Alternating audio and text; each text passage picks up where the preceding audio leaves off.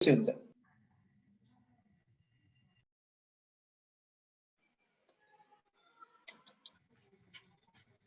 सबैलाई नमस्कार।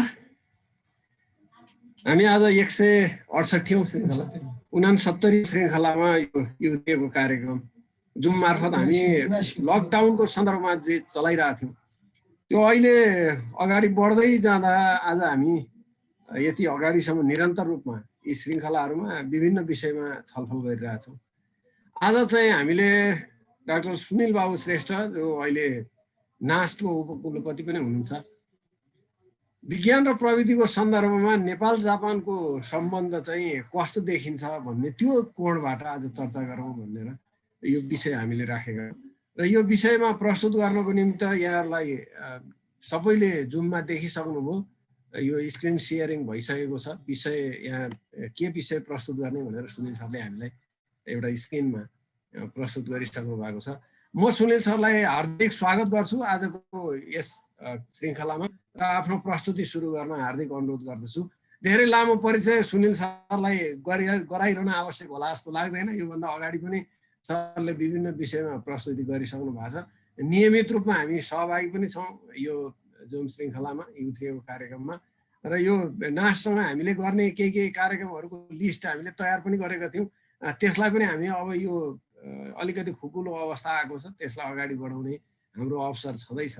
ती अवसरलाई जोड्दै आज हामी यो विज्ञान र प्रविधिको सन्दर्भमा नेपाल जापान सम्बन्ध भन्ने बारेमा चाहिँ सरले प्रस्तुति गर्नुहुनेछ र करिब यो 35-40 मिनटको प्रस्तुति पछि हामी फेरि साथीभाइहरूको बिचमा प्रश्नोत्तर गर्नेछौँ। आफ्ना जिज्ञासाहरू यहाँहरूले सुन्दै जाँदा टिप्नु भए पनि हुन्छ। त्यसपछि हामी उहाँबाट उत्तरहरूको अपेक्षा गर्नेछौँ। म सुनिल सरलाई आफ्नो प्रस्तुति सुरु गर्न हार्दिक अनुरोध गर्छु र यो श्रृङ्खला अगाडि बढाउन अनुरोध गर्छु। हस्, धन्यवाद धीर सर, धेरै धेरै धन्यवाद। यहाँ उपस्थित सम्पूर्ण महानुभावहरूलाई म पुनः एकपटक अभिवादन टक्राउन चाहन्छु।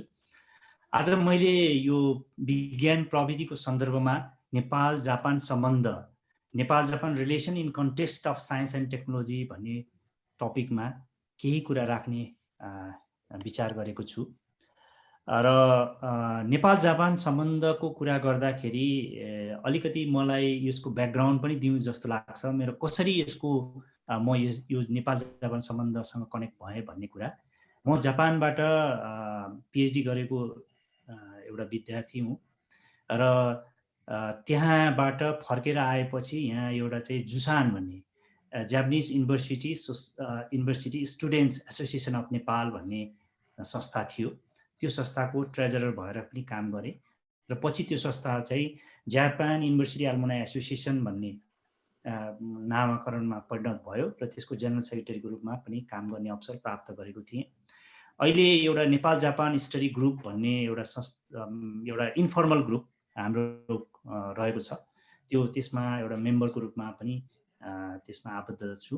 त्यस्तै Nepal council of world affairs national यो NCWA को लाइफ मेम्बरको रूपमा छु र अहिले म कार्यरत संस्था चाहिँ यो साइन्स एन्ड टेक्नोलोजीकै सम्बन्धित Nepal academy of science and टेक्नोलोजीमा सँग आबद्ध छु।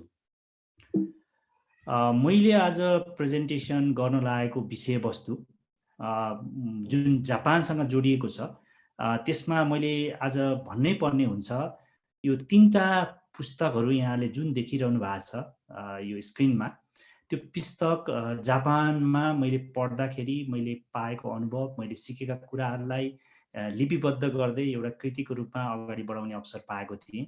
यो a sustainable city planning methodology for the 21st century मेरो आफ्नै पिएचडीको टपिक हो। यो ल्याम्बार्ट पब्लिकेसन्स जर्मनीले पब्लिस गरेको छ। त्यस्तै यो भावनाका तस्बिरहरू, भावना यो जापान आउने जाने भइरह्यो पढाइसकिएपछि पनि।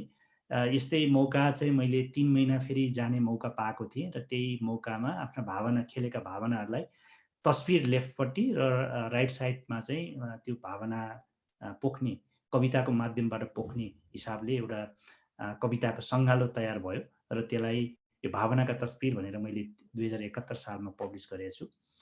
त्यस्तै यो 2073 सालमा त्यो जापान बस्दाखेरि आफ्ना सम्झनाहरूलाई एउटा यात्राको विषयवस्तु होस्, त्यहाँ भोगेका कुराहरू सिकेका कुराहरूलाई एउटा सङ्गालोको रूपमा चाहिँ प्रस्तुत गर्ने सम्झना बगैँचा भने 2073 सालमा पनि यो प्रकाशन गर्ने मौका पाएको थिएँ। यो सम्झना बगैँचा प्रकाशन गर्नको लागि हाम्रो सुवर्ण सरको धेरै ठुलो योगदान छ। त्यस्तै विमल भौकाजीज्यूको पनि ठुलो योगदान रहेको छ। यो चाहिँ विमोचन गर्दाखेरि धीर सर पनि आउनुभएको छ जस्तो लाग्छ। नेपालको लागि जापानी राजदूतज्यू महामहिम राजदूतज्यू र राष्ट्रिय योजनाको उपाध्यक्षज्यू डाक्टर मिनबहादुर श्रेष्ठले जोइन्टली यसलाई विमोचन गर्नुभएको थियो। मैले यति ब्याकग्राउन्ड यो राखेपछि नेपाल जापानको अलिकति डिस्क्रिप्सन भनेर मात्रै म नेपाल जापानको सम्बन्ध बारेमा प्रवेश गर्न उपयुक्त ठान्छु। पहिलो कुरा त हामी सबैलाई थाहा छ नेपाल र जापान दुवै एसियाका मुलुकहरू हुन्। यो लोकेसन वाइज हेर्दाखेरि एसियाका भए पनि जापान चाहिँ समुद्रले घेरिएको एउटा सी लक्ड कन्ट्रीको रूपमा छ भने नेपाल चाहिँ जमिनले घेरिएर बसेको चाइना र इन्डिया को बिचमा रहेको यो कन्ट्रीको रूपमा एउटा ल्यान्ड अफ कन्ट्रीको रूपमा रहेको छ। नेचुरल कन्डिसन यहाँले हेर्नुभयो भने हामी सबैलाई थाहा छ दुईटै कन्ट्री एकदमै नेचुरली ब्युटिफुल कन्ट्रीको रूपमा लिन्छ। यो समुद्र पहाडका र एउटा उत्कृष्ट एउटा सहरको र एउटा कन्ट्रीको रूपमा चाहिँ जापान रहेको छ भने नेपाल चाहिँ एउटा हिमालयन कन्ट्रीको रूपमा परिचित छ। हिमाल पहाड तराईको राम्रो सङ्गम, धेरै नेचुरल ब्युटीले भरिपूर्ण भएको कन्ट्री, टुरिस्टहरूलाई ठुलो एट्र्याक्सन दिन सक्ने कन्ट्रीको रूपमा स्थापित भएको छ।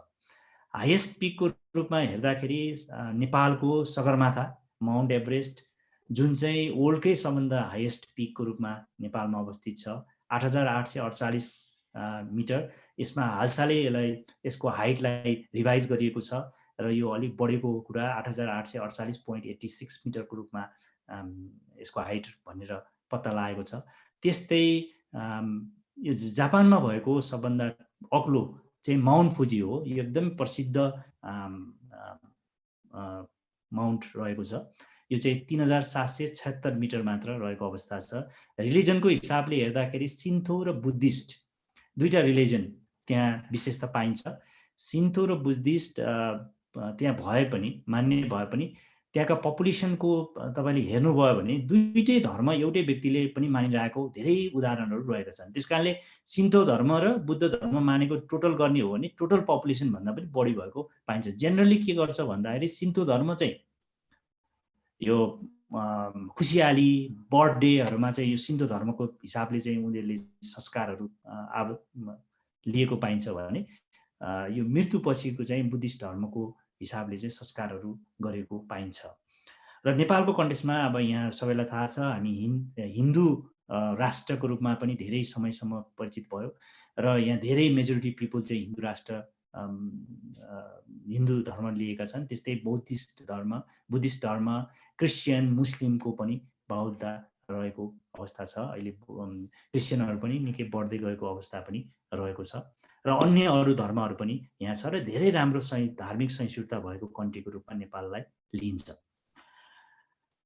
डेभलोपिङ कन्ट्रीको स्ट्याटस हेर्दाखेरि यो जापान चाहिँ एउटा डेभलोप कन्ट्रीको रूपमा विश्व प्रसिद्ध छ। एकदमै औद्योगिक राष्ट्रको रूपमा डेभलोप कन्ट्रीको रूपमा छ भने नेपालको still we have the least develop country status होइन। तर 2026 पछि चाहिँ यो स्ट्याटसलाई इम्प्रुभ हुने डेभलोपिङ कन्ट्रीमा जाने भन्ने कुराहरू रहिसकेको छ। हामीले त्यो चाहिँ एचिभ चाहिँ गरिसकेका छौँ तर डिक्लेयर चाहिँ 2026बाट हुने भन्ने कुराहरू आएको छ। र इकोनोमिक स्ट्याटस हेर्दाखेरि यो जापान चाहिँ हाई इकोनोमिक कन्ट्रीको रूपमा छ भने हाम्रो लोवर मिडल इन्कम कन्ट्रीको रूपमा रहेको छ। र क्यापिटल जापानको टोकियो रहेको छ। नेपालको काठमाडौँ भयो। पपुलेसनको हिसाबमा 12 करोड भन्दा बढी होइन 12.6 करोडको हाराहारीमा चाहिँ पपुलेसन जापानको रहेको छ। यो वर्ल्ड ऱ्याङ्कमा हेर्दाखेरि यो 11th लार्जेस्ट पपुलेसन भएको कन्ट्रीको रूपमा छ भने नेपालको चाहिँ 2 करोड 86 समथिङ छ जुन चाहिँ जापानको भन्दा 4.4 टाइम्स चाहिँ कम छ। र यो चाहिँ वर्ल्डमा हेर्दाखेरि 49th पोजिसनमा पपुलेसन वाइज रहेको अवस्था छ। र यहाँहरू सबैलाई थाहा छ महाकवि लक्ष्मीप्रसाद देवकोटाले पनि भन्नुभएको थियो के नेपाल सानो छ र भन्ने उहाँको निबन्ध प्रसिद्ध निबन्ध छ। त्यसले हेर्दाखेरि समूह मुलुकमा पनि यो 49 स्टेटमा यो चाहिँ पपुलेसन वाइज पनि रहेछ, त्यति धेरै सानो चाहिँ होइन। एसडिआई ह्युमन डेभलपमेन्ट इन्डेक्सको रूपमा जापान धेरै अगाडि छ, यो 0.919 को अवस्थामा छ, त्यो इन्डेक्समा छ भने हाम्रो नेपालको 0.6 को अवस्था रहेको छ। यो डोमेस्टिक ग्रस डोमेस्टिक प्रडक्टको कुरा गर्दाखेरि 50 लाख भन्दा बढी चाहिँ मिलियन डलर US डलरको चाहिँ जिडिपी जापानले ओगट्छ भने नेपालको चाहिँ 30,000 जति मात्र रहेको अवस्था छ मिलियन US डलर। र यो चाहिँ जापानको कम्पेयरमा चाहिँ 165 टाइम्स चाहिँ कम छ। र जिडिपी पर क्यापिटाको कुरा गर्दाखेरि 40,000 भन्दा माथि चाहिँ जापानको छ भने नेपालको चाहिँ 1073 को हाराहारीमा रहेको अवस्था छ, जुन चाहिँ जापानको कम्पेयरमा चाहिँ 37.3 टाइम्स सानो कम रहेको अवस्था छ। र इन्भाइरोमेन्टल पल्युसनको हिसाबले, कार्बन इमिसनको हिसाबले CO2 टन्स पर क्यापिटाको कुरा गर्दा चाहिँ जापान निकै अगाडि छ नेपालको कन्टेस्टमा। 9.09 टन्स पर क्यापिटा चाहिँ यसले इमिसन गर्छ CO2, तर नेपालको चाहिँ पर क्यापिटा इमिसन चाहिँ 0.5 टन्स मात्र रहेको अवस्था छ। यो चाहिँ countryEconomic.com को 2019 को डाटाबाट लिएको छ। र मैले अब यो जापानको बारेमा भन्नु पर्दाखेरि मैले यो भावनाका तस्बिरको कविताबाट नै मैले जापानलाई डिस्क्राइब गर्न यहाँ उपयुक्त लाग्यो र कविता मार्फत नै यो पढेर यहाँलाई म जापानको मेरो पर्सेप्सन बारे जानकारी दिन चाहन्छु। जापान फुजिसानको साना हेर्दा कति अग्लो लाग्ने, जापानीको बोली पनि कति मिठो लाग्ने। पसलमा इरासेमासे भने स्वागत गर्ने वर्ड हो यो, स्वागतम स्वागतम भनेको जस्तै हो। इरासेमासे भन्दा किनु किनु लाग्ने, ओइसी ओइसु ओइसी भन्दै गर्दा मुखमा रस पाक्ने। त्यहाँ खानको लागि जापानीहरू निकै पारखी रहन्छन्, उनीहरू एकदमै मजाले खाइरहेको हुन्छन्। ओइसी ओइसी भन्दै एकदम मिठो छ भन्ने भावका साथ उनीहरूले अभिव्यक्ति बोल्दै खानेकुरा खान्छन्। त्यो कुरालाई यहाँ उद्घार गर्नुहुन्छ। क्योटो नारा, यो चाहिँ old capital of Japan. Kyoto नारा जति हेऱ्यो उति हेरो हेरो लाग्ने, जता हेऱ्यो जापानीको मिजाज उस्तै लाग्ने।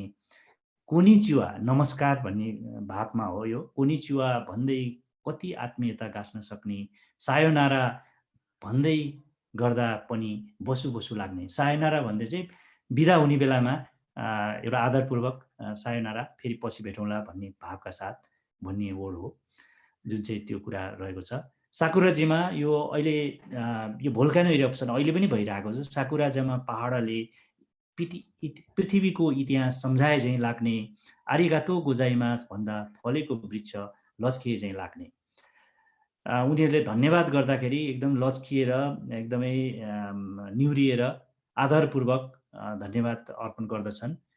सुन्दर तलाउको कमल झैँ लाग्ने, प्रकृतिका धनी जापान प्रकृतिमै हराए झैँ लाग्ने। टोकियो टावर हेर्दा मुलुक यस्तै बनाउनु पर्छ जस्तो लाग्ने। हेर्ने के हो के हेर्दा हेर्दै आँखा नै थाक्ने। एक्लो जिन्दगीको कथाले भने मुटु चिरा चिरा पार्ने। आधुनिकताको शून्यभित्र किन रमाए झैँ जाने। त्यत्रो आधुनिक सहर भए पनि तर परिवारहरू फ्रेगमेन्टेसन छ। तपाईँले एकदम बुढाबुढीहरू एक्लो एक्लो बसिरहेको छ, त्यहाँ भित्रको कथा फेरि अर्को दर्दनाक छ। त्यो कुरालाई यहाँ अभिव्यक्त गर्न खोजिएको छ। गगनचुमी घरहरूले आकाश पुरै ढाक्ने। सिन्कान्सेनमा दकुर्दा त इलेक्ट्रोन दौडे झैँ लाग्ने। अझै विकास भइरहँदा लक्ष्यविहीन यात्रामा हिँडे झैँ लाग्ने। मार्च 11 को भूकम्पले अब पुग्यो विकास भन्ने झैँ लाग्ने। मार्च 11 जुन यो डिजास्टर भएको थियो फुकुसिमामा, न्युक्लियर डिजास्टर, म त्यो बेलामा केही पछि पुग्ने अवसर प्राप्त भएको थियो। त्यो एकदमै त्रासपूर्ण वातावरण थियो। त्यो कुरालाई यहाँ इङ्गित गर्न खोजिएको छ। सूर्य फरफराउने मुलुकमा बिजुलीको झिलिमिली लाग्ने। आणविक बम पीडित जापानले त्यो बिर्से जस्तो लाग्ने। फुकुशिमा क्षति हेर्दा खाटा लागेको घाउ भित्रै भित्रै पोल्ने, पीडित जापानीको दुःख देख्दा आँखा रसाउन खोइ लाग्ने। अझै पनि धेरै पीडितहरू हामीले देख्न पाउँछौँ। हिरोसिमा नागासाकी जाने हो भने त्यहाँ धेरै अझै पनि अपाङ्ग भएर बस्नु परेको अवस्था छ। त्यो पीडाले चाहिँ जो कोहीको पनि आँखा रसाउँछ। आधुनिकतामा भिजेको जापान भए पनि संस्कृति र परम्पराप्रतिको मोह देख्दा आश्चर्यमा पार्ने, वसन्तको आगमनमा साकुरा फुलको जापान जति पटक घुमे पनि पुनः घुमु घुमु लाग्ने, मेहनती मृदुभाषी जापानीको जापान देख्दा देश बनाउने कला सिकु सिकु लाग्ने, धैर्यपूर्वक सङ्घर्ष गर्न जानिसकेकासँग अँध्यारोबाट उज्यालो चुम्न गाम्बात्ते गर्न मन लाग्ने। गाम्बात्ते भनेको लेट्स वर्क टुगेदर, होइन, प्रयास गरौँ कुनै काम गर्न भन्ने कुराहरू यहाँ राखिएको छ। यो कविताको भाव छ। त्यस्तै सम्झना बगैँचामा मैले 20वटा आर्टिकल्सहरू यहाँ राखेको छु। आफूले जानेका कुराहरू, जापानका बारेमा सिकेका भोगेका आफ्ना अनुभवहरू, जापान जान चाहने र जापानबारे सिक्न चाहनेको कुरालाई चाहिँ यहाँ मैले अभिव्यक्त गरेको छु। यो नेपाल मेरो जापानको अनुभव भन्नेदेखि लिएर जापान भूमिमा नेपाली मन्दिर पनि रहेछ ओसाकामा। त्यो देख्दाखेरिको अभिव्यक्ति मेरो आफ्नो कुराहरू चाहिँ त्यहाँ अभिव्यक्त गरिएछ। जापानीका बगैँचाका बारेमा, जापानीको भाषा, संस्कृति, भाषाको संवाद को जुन डिफिकल्टीको कुराहरूमा होमस्टे कार्यक्रम, होइन, मैले त्यहाँ चाहिँ 2टा होमस्टे कार्यक्रममा जाने, एउटा कराइमो होमस्टे, त्यो आवा ओडरी होमस्टे, त्यसको अनुभव मैले यसमा गरेको छु। त्यस्तै यो होमस्टे गरेर आएपछि मैले जापानबाट फर्केर आएपछि नेपालमा पनि होमस्टे अगाडि बढाउनुपर्छ भन्ने हिसाबले धेरै कार्यक्रमहरूमा पनि अगाडि बढाउन कोसिस गरेँ। जापानको विवाह आफ्नै प्रकारको छ। त्यहाँको विवाह चाहिँ दुलहा र दुलहीपट्टिकोबाट एकै ठाउँमा जम्मा भएर 100 जना जति मात्र मितव्ययी तरिकाबाट सर्ट एन्ड स्विट तरिकाबाट गरेको, त्यो पनि हाम्रो नेपाललाई सिक्न लागेको कुराहरू यहाँ भएको छ। त्यस्तै त्यहाँका संस्कृति, टोकियो टावरदेखि धरहरा स्तम्भ, धरहरा कसरी विकास गर्नुपर्छ भने जुन त्यो बेलामा धरहरा भूकम्प गएर भत्केको थिएन र त्यो धरहराको विकास अहिले त्यसै हिसाबले पनि भइरहेको अवस्था छ। यो समृद्ध नेपाल यो बनाउनको लागि हामी जसरी जुर्मुनाएको छ त्यो जापानबाट धेरै कुरा सिक्न सकिन्छ। त्यहाँका कर्मचारीहरूले कसरी काम गरे, एउटा जेनेरेसनले त होल आफ्नो मिहिनेत त्यहाँ पोखाएका छन्, तब मात्र जापान समृद्ध बनेको छ। ती कुराहरूलाई, भूकम्पले बनाएको क्षतिको कुराहरू, होइन, यो रुखहरूको सहर पूर्ण कि अपूर्ण भन्नेदेखि लिएर मेरो आफ्नो विषयवस्तु खाद्य हरियाली सहरको बारेमा पनि यहाँ राखेको छु र विभिन्न सहरहरूको घुमाएका अनुभवहरू यहाँ राखेर यसरी गरेको छु। यसरी जापानको बारेमा आफ्ना अभिव्यक्तिहरू यहाँ पुगेको छु। यसबाट पनि जापानबारे धेरै बुझ्न सकिन्छ। र नेपाल जापानको रिलेसनको अब म अलिकति कुरा गर्न चाहन्छु। यो मैले यो मिनिस्ट्री अफ फरेन अफेयर्सको वेबसाइटबाट लिएको हुँ। यसमा चाहिँ हिस्टोरिकल लिङ्केजको कुरा गर्दाखेरि यो इकाई कावागुची, भिक्षु इकाई कावागुची एकदमै इम्पोर्टेन्ट व्यक्तिको रूपमा नेपाल जापान रिलेसनको रूपमा आउँछन्। उनले 1899मा तिब्बत जाने क्रममा नेपाल भिजिट गरेका थिए र बुद्धिस्टको चाहिँ विभिन्न धर्मशास्त्रहरू अध्ययन गर्ने क्रममा चाहिँ उनी तिब्बत जान खोजेका थिए र नेपाल आएका थिए र त्यहाँ नेपालमा उनले नेपालका कुराहरू जापानमा पुर्याउन र जापानका कुराहरू नेपालमा सेयर गर्नको लागि ठुलो योगदान पुर्याएका थिए। त्यसपछि उनीकै सजेसन अनुसार राणा रिजिममा यो 8 जना नेपाली स्टुडेन्टहरू जापानमा गएका थिए। यो 1902 देखि 1905 सम्म उनीहरू गएका थिए र त्यो चाहिँ नेपाल जापानको सम्बन्ध स्थापित गर्न धेरै ठुलो भूमिका, उनीहरू यो जापानको टेक्नोलोजी, कल्चर बारेमा धेरै अध्ययन गर्ने मौका पाए र त्यसले नेपाल जापानको सम्बन्ध स्थापित गर्न पनि ठुलो रोल खेलेको छ, जुनलाई म अहिले पछि फेरि अलिकति विस्तृत विवरण म पेश गर्छु। र बायोलेटरल रिलेसनको कुरा गर्दाखेरि 1956मा डिप्लोमेटिक रिलेसन सेप्टेम्बर 1 को दिनमा चाहिँ स्थापित भएको देखिन्छ र नेपालले टोकियोमा 1965मा र जापानले काठमाडौँमा चाहिँ 1967मा एमएसी इस्टाब्लिस गरेको पाइन्छ र त्यो बेलाको भाग्यमानी दुईटा एम्बेसडर नै मिस्टर सेइजिरो योसिजावा र दमन शमशेर राणाज्यू हुनुहुन्थ्यो। जापानको लागि नेपालको राजदूत र जापानको लागि नेपाली राजदूत र नेपालको लागि जापानी राजदूत दुईजना व्यक्तित्वहरू हुनुहुन्थ्यो। र यो सम्बन्ध विस्तारित हुँदै जाँदाखेरि ओसाकामा एउटा अनररी कन्सुलेट पनि इस्टाब्लिस भएको छ र नेपाल जापानको सम्बन्ध चाहिँ एकदमै कुनै समस्या रहित, कुनै पनि समस्या नभएको, समस्या रहित सम्बन्ध रहेको छ। एकदमै राम्रो सम्बन्ध रहेको हामी पाउँछौँ। र 60 वर्ष पुगेको उपलक्ष्यमा डायमन्ड जुब्ली पनि इस्टाब्लिस भएको उपलक्ष्यमा धेरै कार्यक्रमहरू मनाएर एउटा भव्य कार्यक्रम 2016मा गरेको थियो। र धेरै हाई लेभलको भिजिटहरू पनि भएको हुँदा धेरै सम्बन्धमा विस्तारित भएको, सम्बन्धलाई अति सुदृढ भएको, प्रगाढ भएको पनि पाउँछौँ। र रिसेन्टली पनि हाम्रा नेपालका मन्त्रीज्यूहरू र उताबाट पनि फरेन मिनिस्टर समेत आएर चाहिँ भ्रमणहरू गरेको हामी पाउँछौँ। यताबाट पनि फरेन मिनिस्टर, त्यस्तै ल जस्टिस र पार्लियामेन्ट्री एफेयर्सका मिनिस्टरज्यूहरू जानुभएको पाउँछौँ। र यसले गर्दा सम्बन्धमा चाहिँ एकदमै राम्रो सम्बन्ध स्थापित हुँदै गएको छ। र विगतको कुरा गर्दाखेरि पनि किङ महेन्द्र होइन क्विन रत्नले चाहिँ 1960मा भिजिट गरेको विगतको इतिहास छ।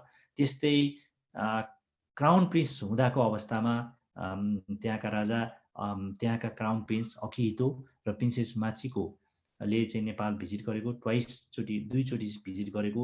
त्यस्तै हाम्रा तत्कालीन क्राउन प्रिन्स दिपेन्द्र त्यहीँ पढ्नु भएको र जापान राम्ररी बुझ्नु भएको पनि कुरा रहेको छ।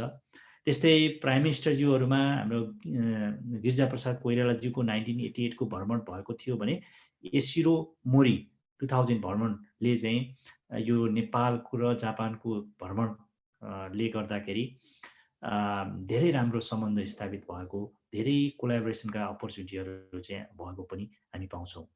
र अहिलेका राजा नारीहुतो अहिले रेवा पिरियड रहेको छ, जसलाई हामीले ब्युटिफुल हार्मनीको रूपमा त्यसको मिनिङ हुन्छ।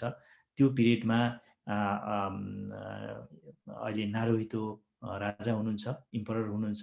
र उहाँ क्राउन प्रिन्स भएको बेला पनि उहाँले चाहिँ नेपाल भ्रमण गर्नुभएको थियो 1986मा काठमाडौँ र पोखरा। र त्यस कारणले उहाँलाई नेपालबारे धेरै राम्रो जानकारी र नेपाललाई माया गर्ने राजाको रूपमा पनि लिने गरिन्छ। र अहिले नेपाल जापानको रिलेसनमा चाहिँ सिस्टर सिटिजहरूको रिलेसन पनि डेभलप भएको पाइन्छ। काठमाडौँ महानगर र मासुमोतो सिटिजको बिचमा चाहिँ 2002मा चाहिँ सम्बन्ध स्थापित भएको पाइन्छ सिस्टर सिटीको रूपमा। र मासुमोतो सहरले एउटा मल्टिपर्पोज मार्सल आर्ट सेन्टर चाहिँ काठमाडौँमा इस्टाब्लिस भएको र त्यो मार्सल आर्टमा कम्पिटिसन पनि भइसकेको अवस्था रहेको छ। त्यस्तै टुकुचे र टोगा, यो आइची प्रिफेक्चरको टोगा 1989मा सिस्टर सिटीको रूपमा चाहिँ स्थापित भएको छ। र विभिन्न किसिमका कुराहरूमा त्यो अध्ययन गर्ने, यो फाफरको बारेमा त्यो कुरा र एक आपसमा सहयोग र भ्रमणको आदान प्रदान हुने कामहरू भएको अवस्था छ। त्यस्तै पोखरा र कोमागाने नागौना प्रिफेक्चरको बिचमा पनि यो सिस्टर सिटीको सम्बन्ध स्थापित भएको अवस्था छ। र पोखरामा कोमागानेको मैत्री, कोमागाने पोखराको मैत्री पार्क पनि इस्टाब्लिस भइसकेको अवस्था रहेको छ। र टुरिज्म, ट्रेड, कल्चर, इन्भेस्टमेन्ट र डायस्पोराको कन्टेस्टमा नेपाल जापानको सम्बन्धलाई हेर्दाखेरि के देखिन्छ भन्दाखेरि यो 2018 को डाटा लिने हो भने धेरै जापानीहरू नेपालको नेचुरल ब्युटीप्रति आकर्षित भएको र धेरै यो भ्रमणमा आएको, ट्रेकिङमा आएको पाइन्छ। करिब 30,000 जापानीहरू नेपाल भ्रमण गएको आएको छ। र जुन चाहिँ एउटा फरेन कन्ट्रीको नेपाल भिजिटको ठुलो हिस्सा यसले ओगटेको देखिन्छ। र यो मनासुलु हिमाल चाहिँ जापानमा निकै प्रसिद्ध छ। अहिले म त्यसको अलिकति कन्टेक्स्ट आउँला।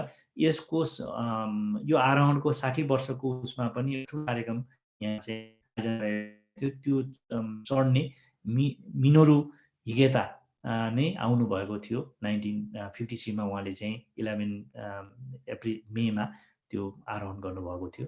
त्यो कार्यक्रम भव्य रूपमा मनाइएको अवस्था छ। र एक्सपोर्ट इम्पोर्टको कुरा गर्दाखेरि चाहिँ जापानको चाहिँ नेपालको दाँजोमा धेरै ट्रेड डिफिसिट चाहिँ देखिन्छ जापान र नेपालको बिचमा। जापानको चाहिँ नेपालमा ठुलो एक्सपोर्ट छ, करिब तपाईँको 74 मिलियन डलरको व्यापार देखिन्छ भने नेपालबाट जापानमा चाहिँ जम्मा 9.9 मिलियन भएको US डलरको चाहिँ व्यापार भएको देखिन्छ। यो ट्रेड डिफिसिट पनि हामीले यहाँ भएको चाहिँ पाउँछौँ। त्यस्तै यो UNESCO old heritage sites Lumbini र कोयासान यो चाहिँ ओल्ड हेरिटेज साइट जापानको चाहिँ सम्बन्ध स्थापित भएको पनि पाइन्छ। र फरेन डाइरेक्ट इन्भेस्टमेन्टमा चाहिँ जापानको ठुलो इन्भेस्टमेन्ट नेपालमा भएको पाइन्छ। 2017-18 मा नै सम्म चाहिँ 30 मिलियन US डलरको इन्भेस्टमेन्ट भएको पाइन्छ भने यो 2017-18 मा मात्रै पनि 4 मिलियन US डलरको चाहिँ भएको देखिन्छ। जापानमा नेपालीहरू जाने क्रम निकै बढ्दो छ। नेपालीहरूलाई मन पनि पराउँछ जापानीहरूले र जापान जान नेपालीहरू पनि उत्सुक छन्। र यसो हुँदाखेरि 87,000 नेपालीहरू त्यहाँ पुगिसकेको छ। जापानमा बस्ने नेपालीहरूको सङ्ख्या जुन चाहिँ 7th लार्जेस्ट फरेन कम्युनिटिज को रूपमा इस्टाब्लिस भइसकेको अवस्था, ठुलो सङ्ख्यामा रहेको अवस्था मानिन्छ। इकोनोमिक कोअपरेसनको कुरा गर्दाखेरि 1954 मा नेपाल जापानबाट राम्रै सहयोग सोसियल इकोनोमिक डेभलपमेन्टमा, विशेषतः त्यसमा एग्रिकल्चर, हेल्थ, यो infrastructure development, environmental protection, culture सेक्टरमा चाहिँ जापानले सहयोग गरेको हामी पाउँछौँ। अहिले हालसालै पनि राम्रा प्रोजेक्टहरूमा तनहु हाइड्रो प्रोजेक्टको रूपमा, नागढुङ्गा यो थानको नागढुङ्गाको टनेलको प्रोजेक्टको रूपमा, वाटर सप्लाई प्रोजेक्टको रूपमा पनि केही प्रोजेक्टहरू गइरहेको अवस्था छ। र ह्युमन रिसोर्स डेभलपमेन्टमा जापानले नेपाललाई ठुलो सहयोग गरिरहेको अवस्था छ। जापान डेभलपमेन्ट स्कलरसिप JDS-बाट चाहिँ नेपाली गभर्मेन्ट अफिसरहरू पनि ठुलो ह्युमन रिसोर्स डेभलपमेन्टमा यसले चाहिँ सपोर्ट गरिरहेको अवस्था रहेको छ। यस्तै जाइका मार्फत जाइका भोलिन्टियर्सहरू आएर पनि सपोर्ट गरेको र विभिन्न जाइकाबाट प्रोजेक्टहरू पनि सञ्चालित भइरहेको अवस्था पनि रहेको छ। र अर्थक्वेक, यो जापान पनि धेरै अर्थक्वेक गइराख्ने र राम्रो नलेज अर्थक्वेकमा, यो डिजास्टर म्यानेजमेन्टमा रहेको हुँदाखेरि यो जुन हाम्रो नेपालमा 72 सालमा जुन भूकम्प गयो त्यो पछि जापानले धेरै राम्रा हस्पिटलहरू बनाउन चाहिँ यसले योगदान पुर्याएको छ। जस्तो रिकन्स्ट्रक्सनको उसमा प्रसुति गृह, वीर हस्पिटलमा चाहिँ यसले सपोर्ट गरेको छ। त्यस्तै विभिन्न प्रोजेक्टहरूमा यो रिकन्स्ट्रक्सन प्रोजेक्टहरूमा चाहिँ जापानले सहयोग गरेको हामी पाउँछौँ। र मैले नेपाल जापानको सम्बन्धको कुरा गर्दाखेरि अहिले मैले भने यो जुन 8 जना विद्यार्थी जुन गए त्यो चाहिँ एउटा राम्रो सम्बन्ध स्थापित गर्नको लागि एउटा चाहिँ ठुलो योगदान रहेको कुरा राखेँ। जुन कुरा चाहिँ यो हरेन्द्र बरुवा सरको किताबमा यो pioneer in Nepali student in Japan a century ago भन्ने किताबमा चाहिँ उल्लेख भएको छ। धेरै राम्रो हिसाबले चाहिँ एउटा अनुसन्धानमूलक हिसाबले चाहिँ यसमा लेखिएको छ। र त्यो कारण चाहिँ के हो भने भिक्षु कावागुची जुन जापानबाट नेपाल आए यो तिब्बत जाने क्रममा, उनले चाहिँ यो शासक, त्यस बेलाको राणा शासकलाई चाहिँ के कुरा भने जापानको विकास हुनुमा सबभन्दा ठुलो यो कुरा चाहिँ शिक्षा क्षेत्रको विकास हो। शिक्षामा ठुलो देन छ। शिक्षाको जापानको विकास हुनु र नागरिकहरूको देशभक्ति भन्ने कुरा चाहिँ उनले गरे। जुन चाहिँ कुरा चाहिँ देव शमशेर त्यस बेलाका प्रधानमन्त्रीलाई चाहिँ धेरै राम्रो चित्त बुझ्यो र उनले योजना बनायो कि नेपाली विद्यार्थीहरूलाई अब जापान पढाउनुपर्छ। सबै पश्चिमतर्फ आँखा लगाइरहेको बेलामा देव शमशेरले चाहिँ नेपाली विद्यार्थीलाई जापान पढ्न पठाउनु पर्यो भनेर उनले योजना बनाए। तर उनको छोटो समयमा नै उनले आफ्नो शासन छोड्नुपर्ने भएको हुँदा त्यसपछिका प्रधानमन्त्रीले पनि चन्द्र शमशेरले पनि उनकै योजना बनाउँछ 1902 मा सन् 1902 अप्रिल 29 का दिन 8 जना नेपाली विद्यार्थीहरूलाई चाहिँ जापान अध्ययन गर्नु पर्यो। साइन्स एन्ड टेक्नोलोजीकै विषयमा चाहिँ उनलाई अध्ययन गर्न पठाएको छ, जुन अहिले म अहिले त्यो कुरा चाहिँ पछि अझ विस्तृत रूपमा राख्नेछु। र उनीहरूलाई चाहिँ नेपाली राष्ट्रिय विद्यार्थीको दर्जाको रूपमा पाएका थिए। उनलाई फुल स्कलरसिपको साथ 8 जना विद्यार्थीलाई 17 जना चाहिँ सहयोगीका साथ पठाइएको थियो र 1 जना अझ त्यसमा गाइडको रूपमा चाहिँ पनि पठाइएको अवस्था छ।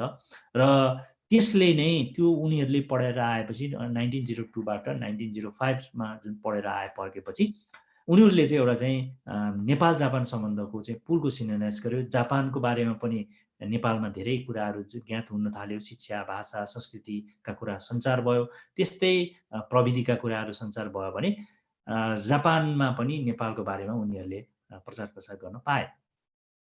र नेपाल जापानको सम्बन्धमा उनीहरूले धेरै ठुलो योगदान पुर्याएको त्यो यस किताबमा पनि प्रस्तुत भएको छ। र उनीहरूले यहाँले थाहा छ यो गोदावरी फुल, ठुलो कटुस, नील लहर, यो हलुवावेद, यो उनीहरूले नै जापानबाट ल्याएर यहाँ नेपालमा सुरुवात गरेका थिए। र यी 8 जना विद्यार्थीहरू थिए क्याप्टेन जङ्ग नरसिंह राणा 22 वर्ष उमेरका थिए, क्याप्टेन भक्तबहादुर बस्नेत, देव नरसिंह राणा 20 वर्षका थिए, बाल नरसिंह रायमाझी, दीप नरसिंह राणा, हेमबहादुर राजभण्डारी, रुद्रलाल श्रेष्ठ सिंह, विचारमान सिंह, स्वामी पुरानन्द गिरी चाहिँ गाइडको रूपमा चाहिँ पठाएको थियो। यसरी 18 वर्ष उमेरदेखि लिएर 27 वर्षसम्मका विद्यार्थीको रूपमा चाहिँ त्यहाँ पठाइएको थियो। र हतियार इन्जिनियरिङको विषयमा, खनिजको बारेमा, कृषिको, मेकानिकल इन्जिनियरिङको व्यावहारिक रासायनिक शास्त्र, सिरामिक्स, यो रेशम खेतीको बारेमा यस्तो अध्ययन गर्नलाई उनीहरूलाई मासिक भत्ता समेत दिएर 17 जना हेल्परका साथ एउटा चाहिँ गाइड पनि राखेर एउटा राष्ट्रिय विद्यार्थीको रूपमा चाहिँ पठाएको थियो। र त्यहाँ चाहिँ यो कुरा चाहिँ यो हरेन्द्र सरको किताबमा चाहिँ राम्ररी नै व्याख्या गरेको पाइन्छ। र नेपाल जापान सम्बन्धको अर्को एउटा चाहिँ महत्त्वपूर्ण इभेन्ट चाहिँ के हो भन्दाखेरि यो दोस्रो विश्वयुद्धपछि जापानीले भोगेको असफलता र जुन हिरोसिमा नागासाकीमा बम खस्यो त्यसपछि उहाँहरूको जापानीहरूको मनोबल निकै कमजोर भएको थियो। र त्यो बेलामा 1956 मा मे 9 को दिनमा नेपाली नागरिक ग्यालेन नोर्बु शेर्पा र जापानी नागरिक तोसिमा इमानिसी दुईजनाले चाहिँ 7औं सबभन्दा अग्लो हिमशिखर गोर्खाको मनासुलु हिमाल 8163 मिटरको चाहिँ प्रथम पटक चाहिँ सफलता साथ आरोहण गरेपछि उनीहरूको मनोबल एकदमै उच्च भएको पाइन्छ। र त्यसले गर्दाखेरि जापानमा चाहिँ माउन्ट एभरेस्ट भन्दा पनि माउन्ट मनासुलु चाहिँ प्रचारित थियो। र त्यसले गर्दाखेरि चाहिँ यो नेपाल जापानको कूटनीति 1956 मे 9 मा चाहिँ यो आरोहण भयो, सफलता साथ आरोहण भयो। त्यसले जापानीहरूको मनोबल उच्च भयो, जापान र नेपालकोमा चाहिँ धेरै प्रचार प्रसार भयो। र त्यसले चाहिँ 1956 को सेप्टेम्बर 1 को दिनमा नै नेपाल जापानको कूटनीति सम्बन्ध स्थापित गराउन चाहिँ ठुलो भूमिका खेलेको हामी पाउँछौँ। र अब म यो साइन्स एन्ड टेक्नोलोजी, जापान चाहिँ एउटा औद्योगिकरण भएको मुलुक, एकदमै साइन्स एन्ड टेक्नोलोजीको एउटा एपेक्स पोइन्टमा पुगेको मुलुकको रूपमा देखिन्छ। त्यहाँबाट चाहिँ हामीले यो नेपाल जापानको सम्बन्धलाई चाहिँ सुदृढ गर्नको लागि त्यहाँबाट पाउने सम्बन्धबाट चाहिँ हामीले चाहिँ यो साइन्स एन्ड टेक्नोलोजीमा पाउने फाइदाहरू, हामीले उहाँहरूबाट उताबाट पाउने योगदान र हामीले पनि त्यहाँ गर्न सक्ने कुराहरू चाहिँ धेरै कुराहरू रहेका छन्। यसमा चाहिँ विशेष त यो नेपाल जापान सम्बन्धलाई सुदृढ गर्दै हामीले चाहिँ के कुराहरूमा चाहिँ यो अपर्च्युनिटी छको भन्दाखेरि नेचुरल डिजास्टर म्यानेजमेन्टमा जापान अत्यन्त राम्रो छ। किनभने त्यहाँ भूकम्प जाने वा यो विभिन्न सुनामीहरू आउने, बाढी आउने, यी कुराहरूमा धेरै हिसाबले चाहिँ जापान चाहिँ जुझ्नु परिरहेको अवस्थामा पनि उनीहरूले एकदमै राम्रो तरिकाबाट म्यानेज गरेको छ। र जुन चाहिँ साइन्स एन्ड टेक्नोलोजीलाई चाहिँ त्यो नलेज, टेक्नोलोजी ट्रान्सफर, स्किलको चाहिँ हामीले ट्रान्सफर चाहिँ नेपालमा गर्न सक्यौँ भने, यो नेपाल जापान सम्बन्धबाट गर्न सक्यो भने धेरै, जुन चाहिँ हामीले अझ धेरै गर्न सकिरहेका छैनौँ। जस्तो यो तपाईँले यहाँ तस्बिर देखिराख्नु भएको छ, यो कोबेमा 1995मा गएको भूकम्पको म्युजियममा जस्ताको तस्तै रूपमा चाहिँ पर्यटकहरूले हेर्न सक्दछन् र त्यो अनुभूति 1995मा गएको अनुभूति प्राप्त गर्न सक्दछन्। नेपालमा पनि धेरै भूकम्प जान्छ, त्यहाँका टेक्नोलोजीहरू, त्यहाँका म्युजियमबाट धेरै कुराहरू सिक्न सकिन्छ र त्यो कुरा चाहिँ नेपाल जापान सम्बन्धलाई सुदृढ गर्दै हामीले त्यो कुराहरू सिक्न सक्यो भने देशलाई, मुलुकलाई चाहिँ विकास गर्नको लागि, मुलुकको समृद्धि प्राप्त गर्नलाई चाहिँ हामीले धेरै सहयोग प्राप्त गर्न सक्छ। जस्तो वाटर ट्रान्सपोर्टेसनमा जुन चाहिँ हामीले पानी जहाजको कुराहरू गरिरहेछौँ, जापान यो नदी यो पानी नै पानीले घेरिएको होइन, सी नै सीमा चाहिँ एकदम राम्रो ट्रान्सपोर्टेसन सिस्टम रहेको अवस्था छ। त्यस कारणले यो सिपको कुराहरू, यसमा पनि यो चाहिँ नलेज ट्रान्सफर गर्नको लागि, टेक्नोलोजी ट्रान्सफर गर्नको लागि यो सम्बन्ध हामीले स्थापित गर्न सक्यो भने धेरै राम्रो छ। रेल ट्रान्सपोर्टेसनको कुराहरू अहिले आइरहेछ।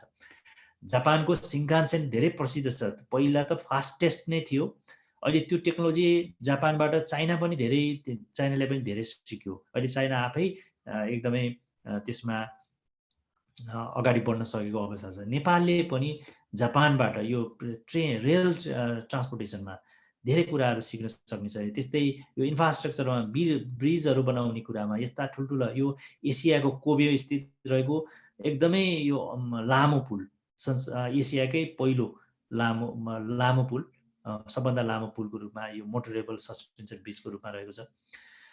यो पुल यस्ता कुराहरू चाहिँ यो चाहिँ जापानबाट चाहिँ हामीले सिक्न सक्छौँ। यो चाहिँ रिलेसनलाई चाहिँ हामीले चाहिँ युज गरेर यसलाई चाहिँ सम्बन्धको सौहार्दपूर्ण रूपमा चाहिँ हामीले चाहिँ त्यसलाई चाहिँ विकास गर्दै त्यसबाट हामीले धेरै कुरा साइन्स एन्ड टेक्नोलोजीमा चाहिँ एचिभ गर्न सक्छौँ। बिल्डिङ कन्स्ट्रक्सनमा हाम्रा नयाँ नयाँ टेक्नोलोजीहरू होइन, यो अहिले स्टिल कन्स्ट्रक्सनको कुराहरू पनि आइरहेछ, जहाँ जापानमा चाहिँ धेरै पहिलादेखि नै स्टिल कन्स्ट्रक्सन भइसकेको छ, भूकम्प प्रतिरोधात्मक घरहरू बनाउने। यी कुराहरूमा चाहिँ यो सम्बन्धलाई चाहिँ हामीले अझ विस्तारित गर्नुपर्ने देखिन्छ। टनल कन्स्ट्रक्सन अहिले नागढुङ्गाको जुन भइरहेछ, नेपाल एउटा हिमालयन र माउन्टेनस कन्ट्री भएर टनलको ठुलो सम्भावना छ, धेरै कस्ट रिड्युस गर्न मद्दत पुग्छ। त्यस कारणले यो टनल कन्स्ट्रक्सनमा पनि यो चाहिँ जापान नेपाल सम्बन्धलाई विस्तारित गर्न पनि धेरै राम्रो हुन्छ भन्ने मलाई लाग्छ। यो साइन्स डिप्लोमेसी, हामी अहिले डिप्लोमेसीको रूपमा चाहिँ यो कुरा गर्दाखेरि, कूटनीतिक सम्बन्धको विस्तार गर्दाखेरि खालि इकोनोमिक डिप्लोमेसीको आर्थिक फाइदाको कुराहरू, यो इन्फ्रास्ट्रक्चरका कुराहरू मात्रै गर्छौँ। तर यदि हामीले यो उसमा पनि सफ्ट पावरको रूपमा लिन्छ साइन्स डिप्लोमेसीलाई, यो 3 आयामहरू रहेका छन्। साइन्स इन डिप्लोमेसी कूटनीतिकलाई चाहिँ अगाडि बढाउनको लागि साइन्टिफिक डेटाहरू, इभिडेन्सहरू चाहिँ आवश्यक पर्छ, जुनले चाहिँ धेरै फाइदाजनक हुन्छ कूटनीतिक सम्बन्ध स्थापित गर्नको लागि, बढाउनको लागि, विस्तार गर्न, सुदृढ गर्नको लागि। जस्तो साइन्स एडभाइजर्सहरू होइन, foreign minister, science and technology ministry, यस्तामा धेरै साइन्स एडभाइजरहरूको चाहिँ आवश्यकता पर्दछ। जस्तो डिप्लोमेटिक मिसनहरूमा चाहिँ साइन्स काउन्सिलरहरू राख्न सक्यो भने त्यसबाट चाहिँ साइन्टिफिक कोलाबोरेसन, कोअपरेसन्सहरू बढ्न सक्ने सम्भावना हुन्छ। यो कुराहरू छ। र साइन्स फर डिप्लोमेसीको लागि पनि साइन्स आवश्यक पर्दछ। जस्तो डिप्लोमेसीको लागि अब विभिन्न इकोनोमिक कोअपरेसन्स, इन्टरनेसनल कोअपरेसनहरूको गर्नको लागि साइन्टिफिक डेटाले चाहिँ साइन्टिस्टहरूले दिन सक्यो भने त्यो कुराले चाहिँ धेरै फाइदा हुन्छ। जस्तो क्लाइमेट चेन्ज नेगोसिएसन गर्नु पर्यो भने क्लाइमेट चेन्जको इम्प्याक्टको बारेमा त्यसका त्यो कुराहरूलाई चाहिँ उजागर गरेर साइन्सले एक्सप्लेन गरिदियो भने डिप्लोमेसीको हिसाबले चाहिँ अगाडि बढ्न सहयोग पुग्छ। र फेरि डिप्लोमेसीलाई पनि विभिन्न साइन्टिफिक कोलाबोरेसनहरू ल्याउनको लागि प्रयोग गर्न सकिन्छ। यो डिप्लोमेसी फर साइन्स भन्छ त्यसलाई, त्यो तेस्रो आयाम। र यहाँ कति कुराहरू के हुन्छ भन्दाखेरि, जस्तो अमेरिका र जापानको 1961मा एकदम दोस्रो विश्वयुद्धपछि संवादविहीन अवस्था पुगेको थियो। तर त्यो संवादविहीन अवस्थालाई चाहिँ अमेरिकाको राष्ट्रपति रिचर्ड ले चाहिँ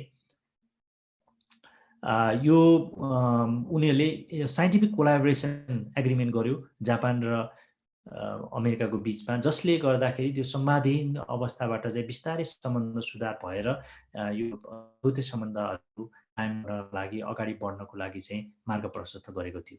त्यस कारणले यो साइन्स डिप्लोमेसी, यो विज्ञान कूटनीतिलाई चाहिँ बढावा दिनुपर्ने देखिन्छ।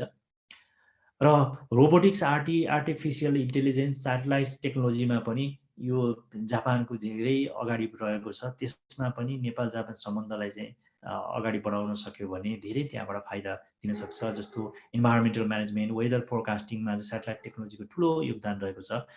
नेपालले पनि क्युटेकसँग एउटा सम्झौता गरेर नेपालको आकाशमा स्पेसमा पहिलो पटक नेपाली एउटा सानै स्याटेलाइट भए पनि छोड्नलाई सफल भएको छ, जुन अहिले पनि राम्ररी नै काम गरिरहेको अवस्था छ।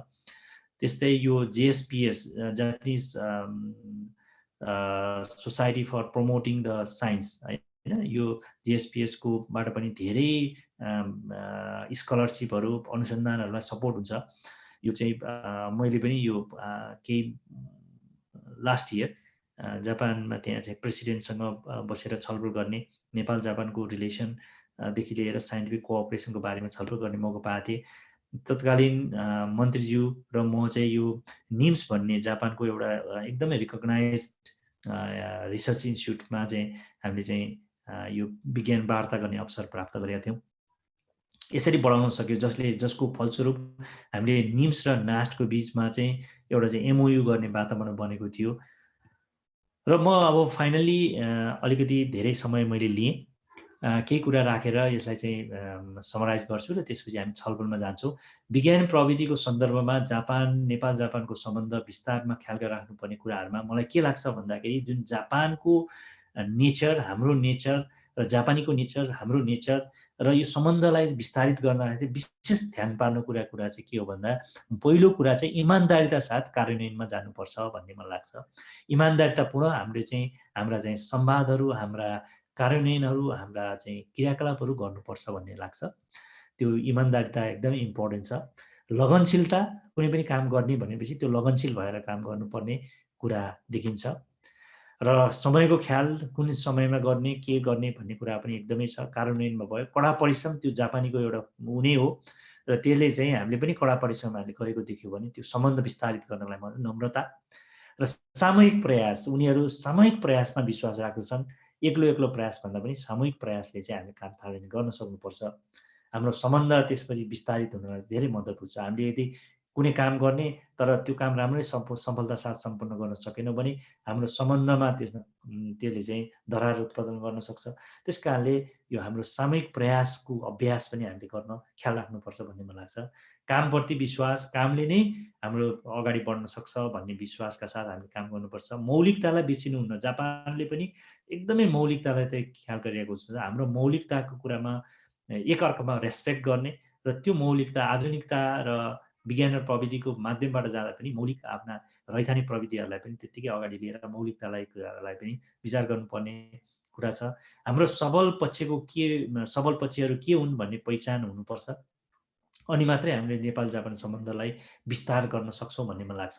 प्राकृतिक वातावरणको चाहिँ ध्यान दिने, एकदमै नेचरलाई प्रोटेक्ट गर्ने हिसाबले चाहिँ जापानीहरूले चाहिँ हेरिरहेको हुन्छ। त्यस कारणले हामीले पनि त्यो प्राकृतिक वातावरणको ध्यान दिने खालको चाहिँ प्रोजेक्टहरू डिफाइन गर्ने, प्रोजेक्टहरू गर्ने, कोअपरेसनहरूमा चाहिँ त्यो चाहिँ गर्नुपर्छ। र क्वालिटीमा चाहिँ एकदम कन्सियस छ जापान, होइन। अहिले पनि हामीले हेऱ्यौँ भने टिभीदेखि गाडीहरू, विभिन्न कुराहरू चाहिँ एकदम क्वालिटीका हुन्छ। त्यस कारणले हामीले क्वालिटीमा चाहिँ एकदमै एस्योर गर्ने खालको चाहिँ हाम्रा कुराहरूमा विचार गर्नुपर्छ जस्तो लाग्छ। संस्कृति र परम्पराको निरन्तरता जापानले पनि दिएको छ। त्यस कारणले हामीले पनि यसलाई चाहिँ निरन्तरताका साथ दिँदाखेरि उनीहरूले पनि रेस्पेक्ट गर्छ र हाम्रो सम्बन्धलाई चाहिँ अझ फराकिलो बनाउन सकिन्छ। अध्ययन अनुसन्धान एकदमै जापानिजहरू हुन सक्छ, जसले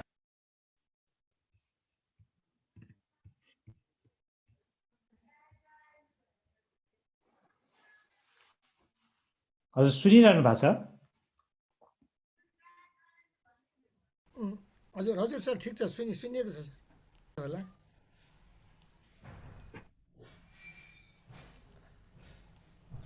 सर स्लाइड त उ गर्दै हुन्थ्यो होला। स्लाइड हजुर स्लाइड भएको छैन, गएको छैन जस्तो लाग्यो। हो र?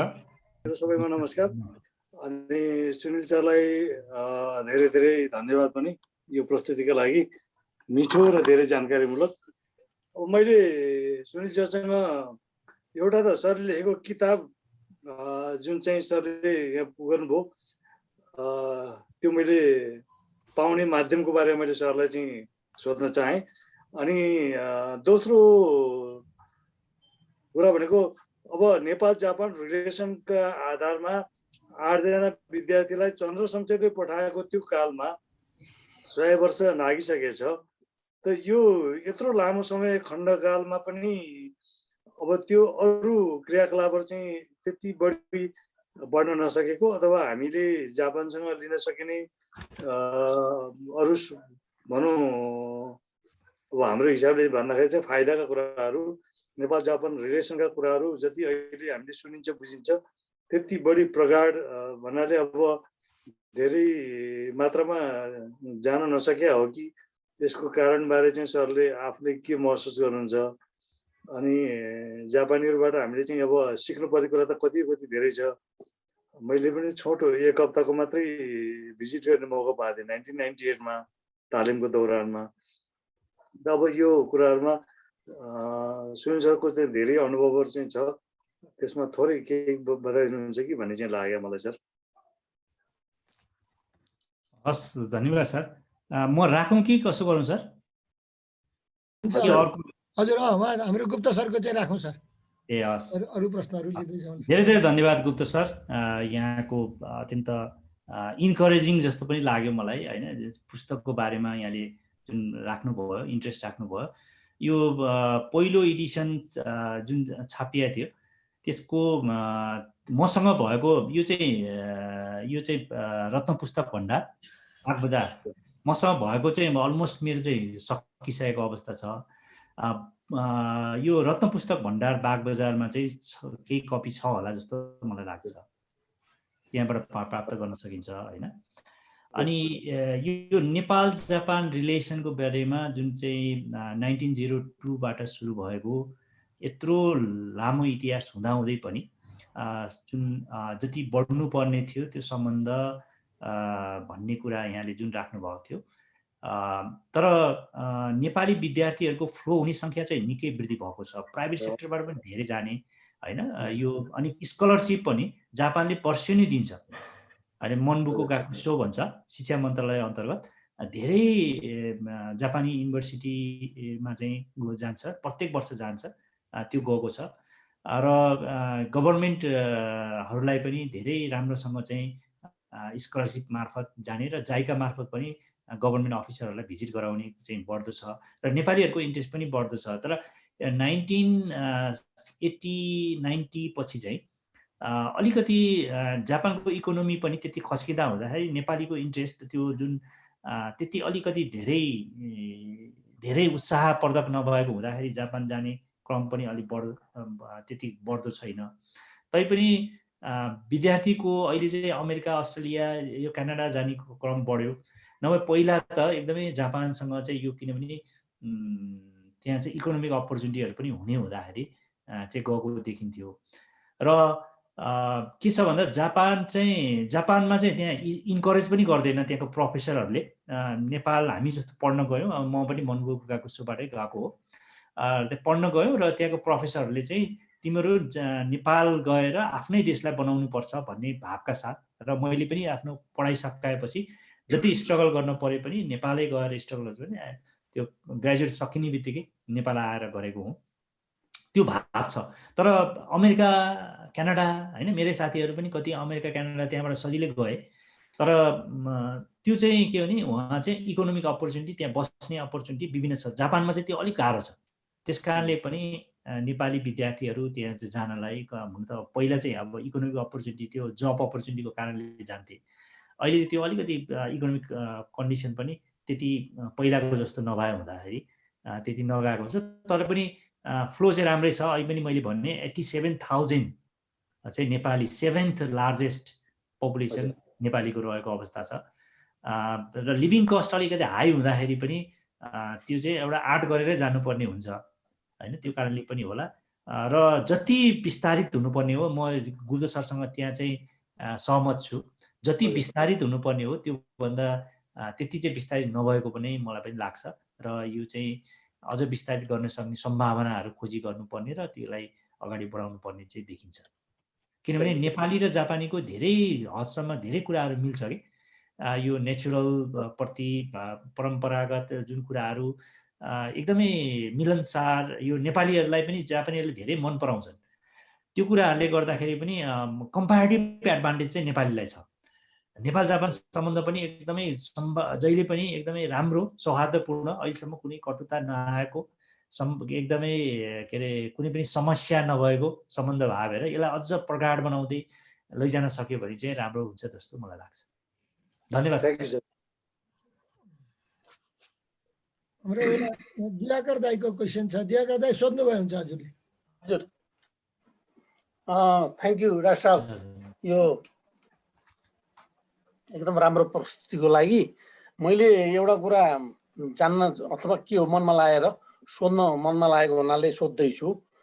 अब जापानले हामीलाई धेरै कुराहरूमा सहयोग गर्छ। अब नेपालको र जापानको टोपोग्राफी उस्तै किसिमको सुनिया छ? सुनिया छ सर। हजुर, उस्तै किसिमको चाहिँ टोपोग्राफी छ होइन। अब हामीहरू बिचमा समझदारी पनि राम्रै छ। नेपालमा चाहिँ यो टनेल बनाउनु पर्ने आवश्यकता अब एक त अब एमएलएमजीको पानी ल्याउने भने जस्ता खालका कुरा र बाटोघाटो रेल बसहरू टनेलबाट हिँड्नुपर्ने भने जस्तो अवस्था भएको हुनाले टनेलको चाहिँ टेक्नोलोजी सम्बन्धी इन्स्टिट्युसन नेपालमा खोल्न ठिक हुने हो कि होइन, र त्यसको लागि जापानले कहिले अथवा जापानमा कहिले यस्तो बारेमा कुरा हुन्छ कि हुँदैन त्यो जान्न मन लागेको हुनाले डाक्टर साहबलाई मैले एउटा प्रश्न राखेको। हजुर, हस्, धन्यवाद। हस् सर, दिवाकर सर धेरै धेरै धन्यवाद प्रश्नको लागि। एकदमै इन्ट्रेस्टिङ पनि हो अहिलेको कन्टेस्टमा। वास्तवमा टनेल यो प्रविधि नेपालको लागि सुइटेबल प्रविधि हो। धेरै अगाडि यो चाहिँ तपाईँको हेटौडाको एउटा टनेल बनाएको थियो, त्यो 100 वर्ष अगाडि होइन। त्यहाँबाट हामीले त्यसलाई चाहिँ विस्तारित गर्न सक्छौँ। हामीसँग बिजुली बनाउनलाई चाहिँ फर्पिङमा चाहिँ होइन हामीले चाहिँ सुरुवात गरेको थियो, तर कन्टिन्युली जहिले भनौँ न अहिले चाहिँ धेरै कम, त्योभन्दा पछि गरेका मुलुकहरूले कति अगाडि बढाए तर हामीले गर्न सक्छौँ। हेटौडामा बनेको टनेललाई हामीले एक्सटेन्ड गर्न सक्यो भए अहिले कति बन्न सक्थ्यो होला। बल्ल बल्ल मेलन्चीबाट पानी टनेलको प्रविधि प्रयोग गरेर आएको अवस्था छ। त्यही पनि एकदमै त्यो चाहिँ अहिले हाइटेक टनेल प्रविधिहरू आइसकेका छ होइन। तर यो हामीले एकदमै लो टेक्नोलोजी प्रविधि चाहिँ हामीले मेलन्चीमा अप्नाएको छ, तर त्योभन्दा धेरै राम्रो प्रविधिहरू आइसकेका छ। त्यस्ता राम्रा प्रविधिहरू जापानसँग छ। त्यस कारणले अहिले नागढुङ्गा थानकोटको जुनमा चाहिँ काम भइरहेको छ त्यो टनेल प्रविधि अन्तर्गत भएको छ। त्यसले एउटा अपर्च्युनिटी क्रिएट गर्छ जस्तो मलाई लाग्छ, किनभने त्यो एउटा सिक्ने मौका पनि नेपाली प्राविधिकहरूलाई पनि हुन्छ र त्यसले अनुभव पनि जापानी अनुभवलाई हामीले नेपालमा दिन सक्छ र त्यो काम पनि एकदम सुचारू भएको छ। मेरो विचारमा यो टाइम लिने काम सकिन्छ होला, जापानिजहरूको एउटा राम्रो त्यो पक्ष छ। त्यसले गर्दाखेरि यो टनेल प्रविधिमा चाहिँ अपर्च्युनिटीहरू क्रिएट हुन्छ जस्तो लाग्छ र एउटा कुरा विश्वासको वातावरण पनि हुन्छ। एउटा काम राम्ररी भयो भने त्यसले चाहिँ एउटा कन्फिडेन्ट पनि जगाउँछ नेपालीको बिचमा पनि जापानीको बिचमा पनि।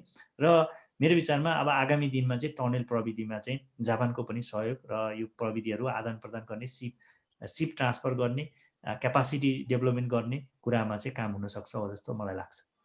Thank you sir. अरू रमाकान्त सरको केही छ कि? रमाकान्त सर, हाम्रो आज पुण्य म्याडम पनि हुनुहुन्छ पहिलोचोटि, म्याडमको पनि केही छ भनेदेखि राख्नु म्याडम। हजुर म चाहिँ बोल्ने भएँ त सर। पूर्ण सर, सबैजनालाई पहिले सामकालीन नमस्कार। डाक्टर सुनिलको प्रस्तुतिलाई हार्दिक धन्यवाद र राम्रो प्रस्तुति रह्यो र कविता पनि गाउनुभयो। पछि मलाई चिन्नुहुन्छ कि चिन्नुहुन्न पछि म कुरा गरौँला। मैले पनि दुईटा कविता गाएपछि चाहिँ एउटा प्रसङ्ग थाहा हुन्छ जस्तो लाग्छ। म दुई टुक्रा मात्रै।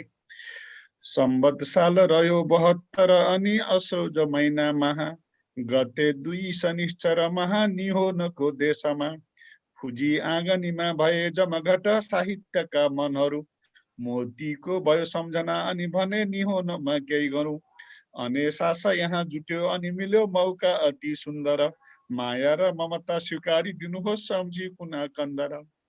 यो कहिले थियो के थियो भन्ने कुरा चाहिँ कविताले बोल्यो। गङ्गा उप्रेती अनि खगेन्द्र लुइटेल लगायतका अनि यो त्यो बेलाको चाहिँ राजदूत मदन भट्टराई हुनुहुन्थ्यो। त्यो बेला चाहिँ म जापानमा थिएँ। म करिब चाहिँ त्यो बेला 60-70 दिन जति त्यहाँ बसेँ होला। अर्को एउटा प्रसङ्ग थियो, फुजीको आँगनमा सगरमाथाको आरोह भन्ने एउटा कविताको म 2 टुक्रा पढ्छु। जुरेको नाम दुर्विज्ञ प्रचलित भयो अच्युत, फुजी निहोनको देशमा जन्मायो एक सपुत।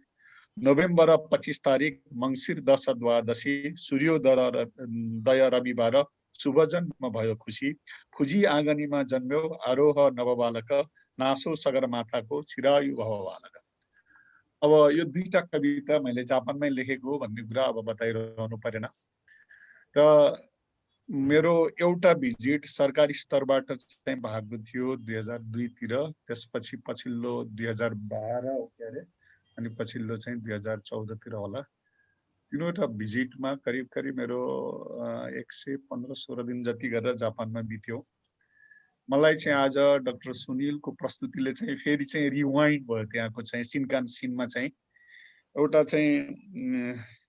एउटा जेआर पास भन्ने हुन्छ, यो विदेशीहरूलाई मात्रै त्यो उपलब्ध हुन्छ, त्यो जेआर पास भन्ने।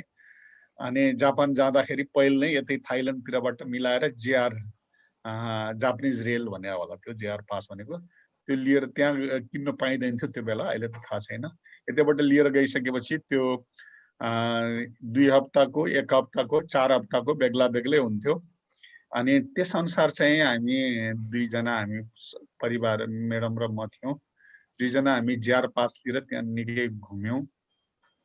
अब डाक्टर सुनिलले थाहा पाइसक्नुभयो रमाकान्त सापकोटा को हो भन्ने कुरो। उहाँले चिन्नुहुन्छ मलाई र उहाँले मेरो अब छोरालाई पनि चिन्नुहुन्छ होला भन्ने लाग्छ मलाई। त्यसपछि त्यहाँ घुमियो निकै, र त्यो चाहिँ र उहाँले अरू सबै भनेका चाहिँ मैले देखेका कुराहरूले पनि मलाई चाहिँ रिवाइन्ड भयो। म मायाबेसी भन्ने ठाउँमा चाहिँ गुल्मा युनिभर्सिटीमा आसपासमा म लामो समय बसेँ र त्यो युनिभर्सिटी पनि हेरेँ। चिवा युनिभर्सिटीको चाहिँ आसपासमा त्यो एरियामा हेरेँ मैले। चिवा युनिभर्सिटी, टोकियो युनिभर्सिटी, धेरै ठाउँमा चाहिँ मैले त्यहाँका केही स्कुलहरू, केही टेक्निकल युनिभर्सिटीहरू हेरेँ। र मलाई परेको इम्प्रेसन चाहिँ म सारमा चाहिँ, अरू त अब सुनिलले चाहिँ राखिसकेको कुराहरूमा मैले अब के भन्नु र, मलाई लागेको असाध्यै इम्प्रेसन परेको चाहिँ जापानिजहरू जापानमा, चीनमा, अमेरिकामा, अरू देशहरू जति देश घुमे, सबैभन्दा शिष्ट नागरिकहरू, असाध्यै अनुशासित नागरिकहरू जापानिज हुन् भन्ने विषयमा सायद हामी यो स्क्रिनमा भएका मान्छेहरू जम्मै चाहिँ भलिभाँति जानकार छौँ भन्ने लाग्छ।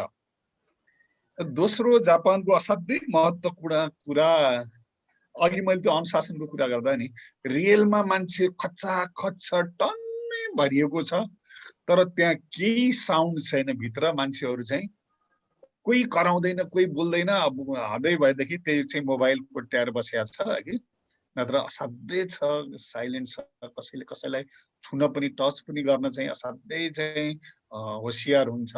बाहिर निस्कँदा पालो बस्ने कुरा, लाइन बस्ने कुरा, त्यो जहाँ हेऱ्यो त्यही चाहिँ विश्वमा सबैभन्दा शिष्ट नागरिक बस्ने देश भन्ने चाहिँ एउटा त्यो देखिन्छ। निट एन्ड क्लिनमा चाहिँ त्यस्तै देखिन्छ। र अनि अर्को, सहयोगी यति सहयोगी छन् कि म चाहिँ कहीँ त्यो चाहिँ रेलको टिकट काट्न जानिनँ, कतै केही घुसाउन जानिनँ भने अर्को कतैबाट त्यसले मलाई हेरिराखेको छ, अब्जर्भेसन गरिराखेको छ। यो मान्छे अलमल पर्यो भन्ने बित्तिकै दगुर्दै दगुर्दै आउँछ र मैले त्यसलाई के मद्दत गर्न सक्छु भन्छ। उसले मद्दत, मैले केही माग्नै पर्दैन, उसले आफै मद्दत गर्न आइपुग्छ।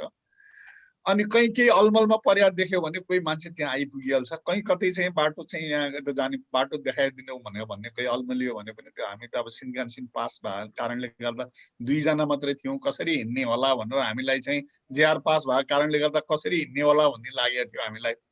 त रमाइलो के छ भन्दा, यति बजे, यति मिनट, यति सेकेन्डमा चाहिँ त्यो ट्रेन आउँछ भनेपछि त्यो 1 सेकेन्ड पनि फरक नपरिकन त्यही ठाउँमा आउँछ।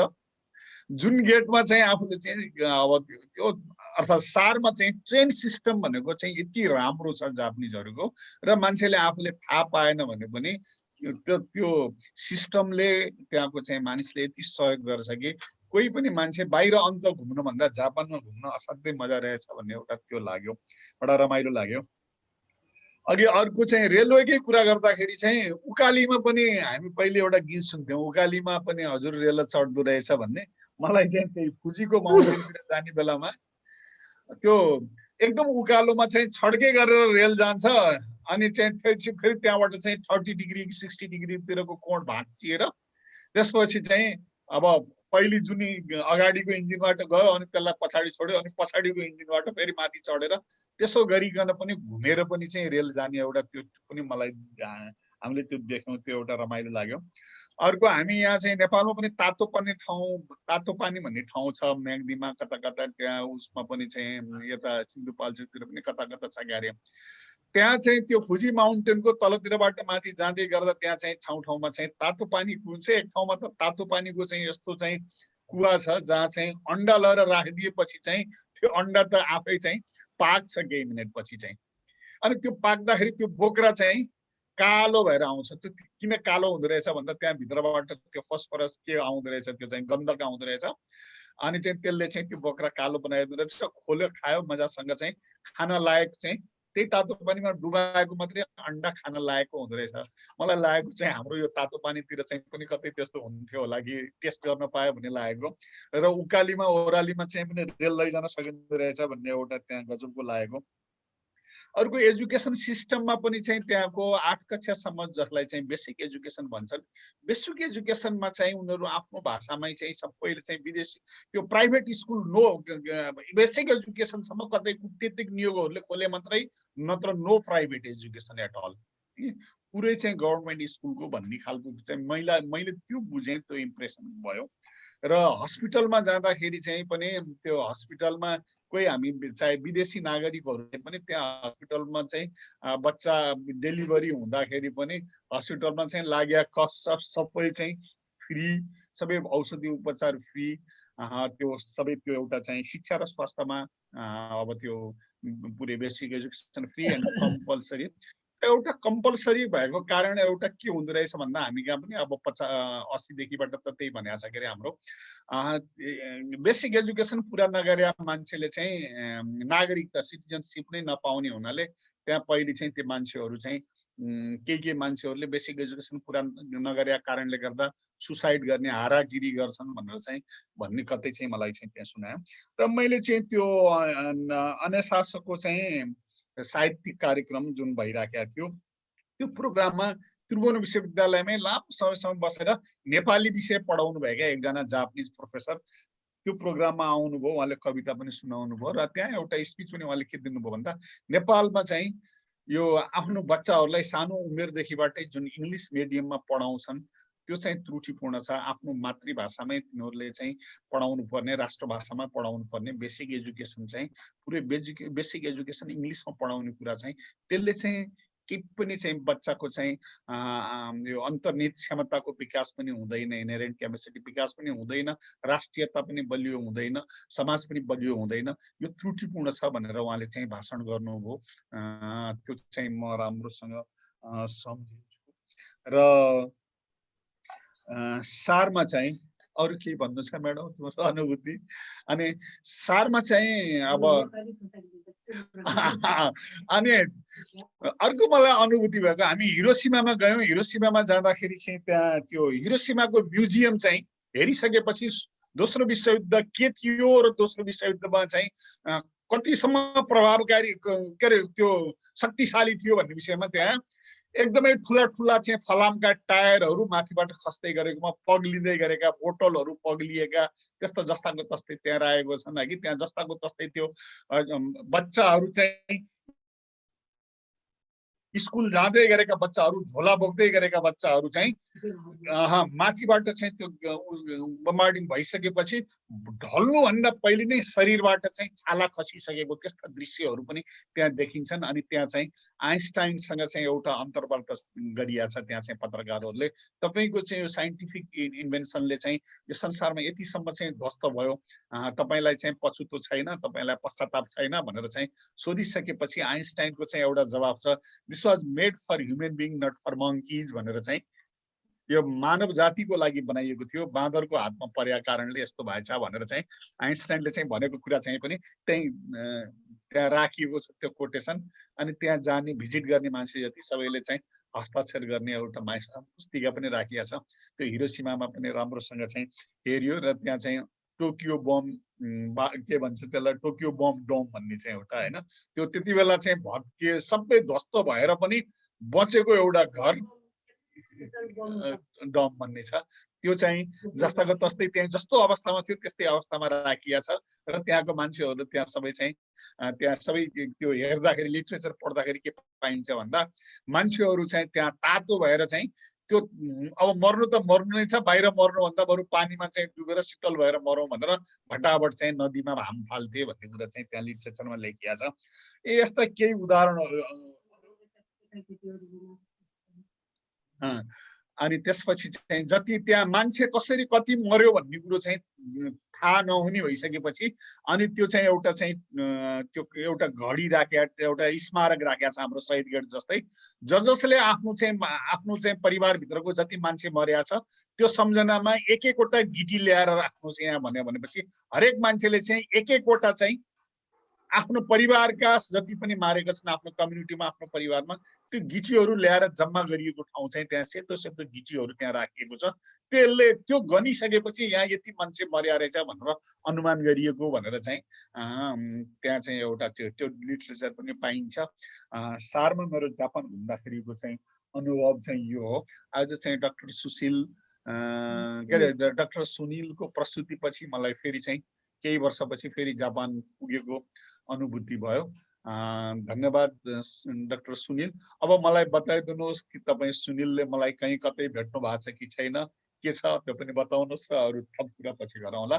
र तपाईँको मेरो करासँग तपाईँको राम्रो चाहिँ सम्बन्ध चिन्जान छ भन्ने मेरो अनुमान छ। त्यो मान्छे को हो त्यो पनि बताउनुहोस्। धन्यवाद, नमस्कार। धन्यवाद। हजुर धेरै धेरै धन्यवाद। होइन म राम्ररी चिन्छु, म यहाँ अच्युत भाइ नै हो होइन। अब यहाँ अच्युत जीको चाहिँ बुवा हुनुहुन्छ भाइको। म यहाँको घरमा म युएनडिपीबाट त्यहाँ भरतपुरमा काम गर्न जाँदाखेरि तपाईँको त्यो बेलामा ठ्याक्कै अच्युत पनि आइपुगेको थियो। त्यसै घरमा पनि पुगेको छु तपाईँको घरमा होइन। त्यसकारणले र एकदमै मेरै आफ्नै युनिभर्सिटीमा हो अच्युत भाइ पनि, एकदमै राम्रो स्टुडेन्ट होइन। त्यहाँ अहिले त राम्रै गरिरहेछ, जापानमै छ क्यारे होइन अहिले त। हजुर हो, अहिले आएको छैन, त्यस कारण राम्रै छ। अर्को कुरा यहाँले जसरी डिस्क्राइब गरिदिनु भयो जापान, मलाई पनि स्मरणमा आइरहेको छ। धेरै राम्रोसँग राखिदिनु भयो, धेरै धेरै धन्यवाद। हस् धन्यवाद। मैले केही गलत बुझाएर छु भने त्यो पनि सच्याइदिनु पर्ला। ठिक छ, एकदम राम्रो बुझ्नु भएको छ, धेरै डिटेलमा बुझ्नु भएको रहेछ। धन्यवाद। धन्यवाद सुनिल। आज हामीसँग एकजना नयाँ म्याडम पहिलो दिन आउनु भएको छ, हाम्रो पुण्य आचार्य म्याडम। उहाँ चाहिँ प्राध्यापनमा संलग्न हुनुहुन्छ। म म्याडमलाई आफ्नो आज पहिलो दिन सबै साथीहरूसँग सर्वरसँग परिचय राख्दै सुनिल सरलाई चाहिँ नि आफ्नो जिज्ञासा पनि राख्न अनुरोध गर्छु म्याडम। नमस्कार, म पुण्य कुमारी आचार्य अनि यहीँ गुरुमा ललितपुर लुगोमा पढाउने काम गर्छु महालक्ष्मी क्याम्पसमा। अनि मलाई सुनिल सरको राम्रो प्रस्तुतिको लागि धेरै धेरै धन्यवाद। सबभन्दा पहिला जापान गएको जस्तै भयो, नगए पनि धेरै कुरा बुझ्ने मौका पाइयो। सरले त मलाई धेरै पहिलादेखि नै पठाइराख्नुहुन्थ्यो कि म पनि अलि व्यस्तताको कारण पहिलाको मिटिङमा हुन पाएन। अनि मेरो अहिले क्लास अलि लामो समयसम्म हुन्छ। आज चाहिँ शिवरात्रिको बिदा परेको भएर मात्रै, अनि फेरि यो संस्थाहरूमा पनि आबद्ध भएको कारणले कहिले मिटिङ कहिले के मन हुँदाहुँदै नि बस्न नपाएको होइन। आज चाहिँ अब भाग्यले जुरायो भनौँ बस्न पाएँ। र सुनिल सरलाई धेरै धेरै धन्यवाद राम्रो प्रस्तुतिको लागि। अनि साथै मैले चाहिँ के भन्न एउटा प्रश्न सोध्न चाहेँ भन्दाखेरि जापानमा जुन त्यो कृषि प्रविधिहरू छ नि सर, अब नेपाल त एउटा कृषि प्रधान देश हो। अनि त्यस पछाडि यो कृषिको विकास नभइकन चाहिँ अब यहाँ होइन नेपालको विकास यो समृद्ध नेपालको चाहिँ कल्पना नि गर्न नसकिने अवस्था छ।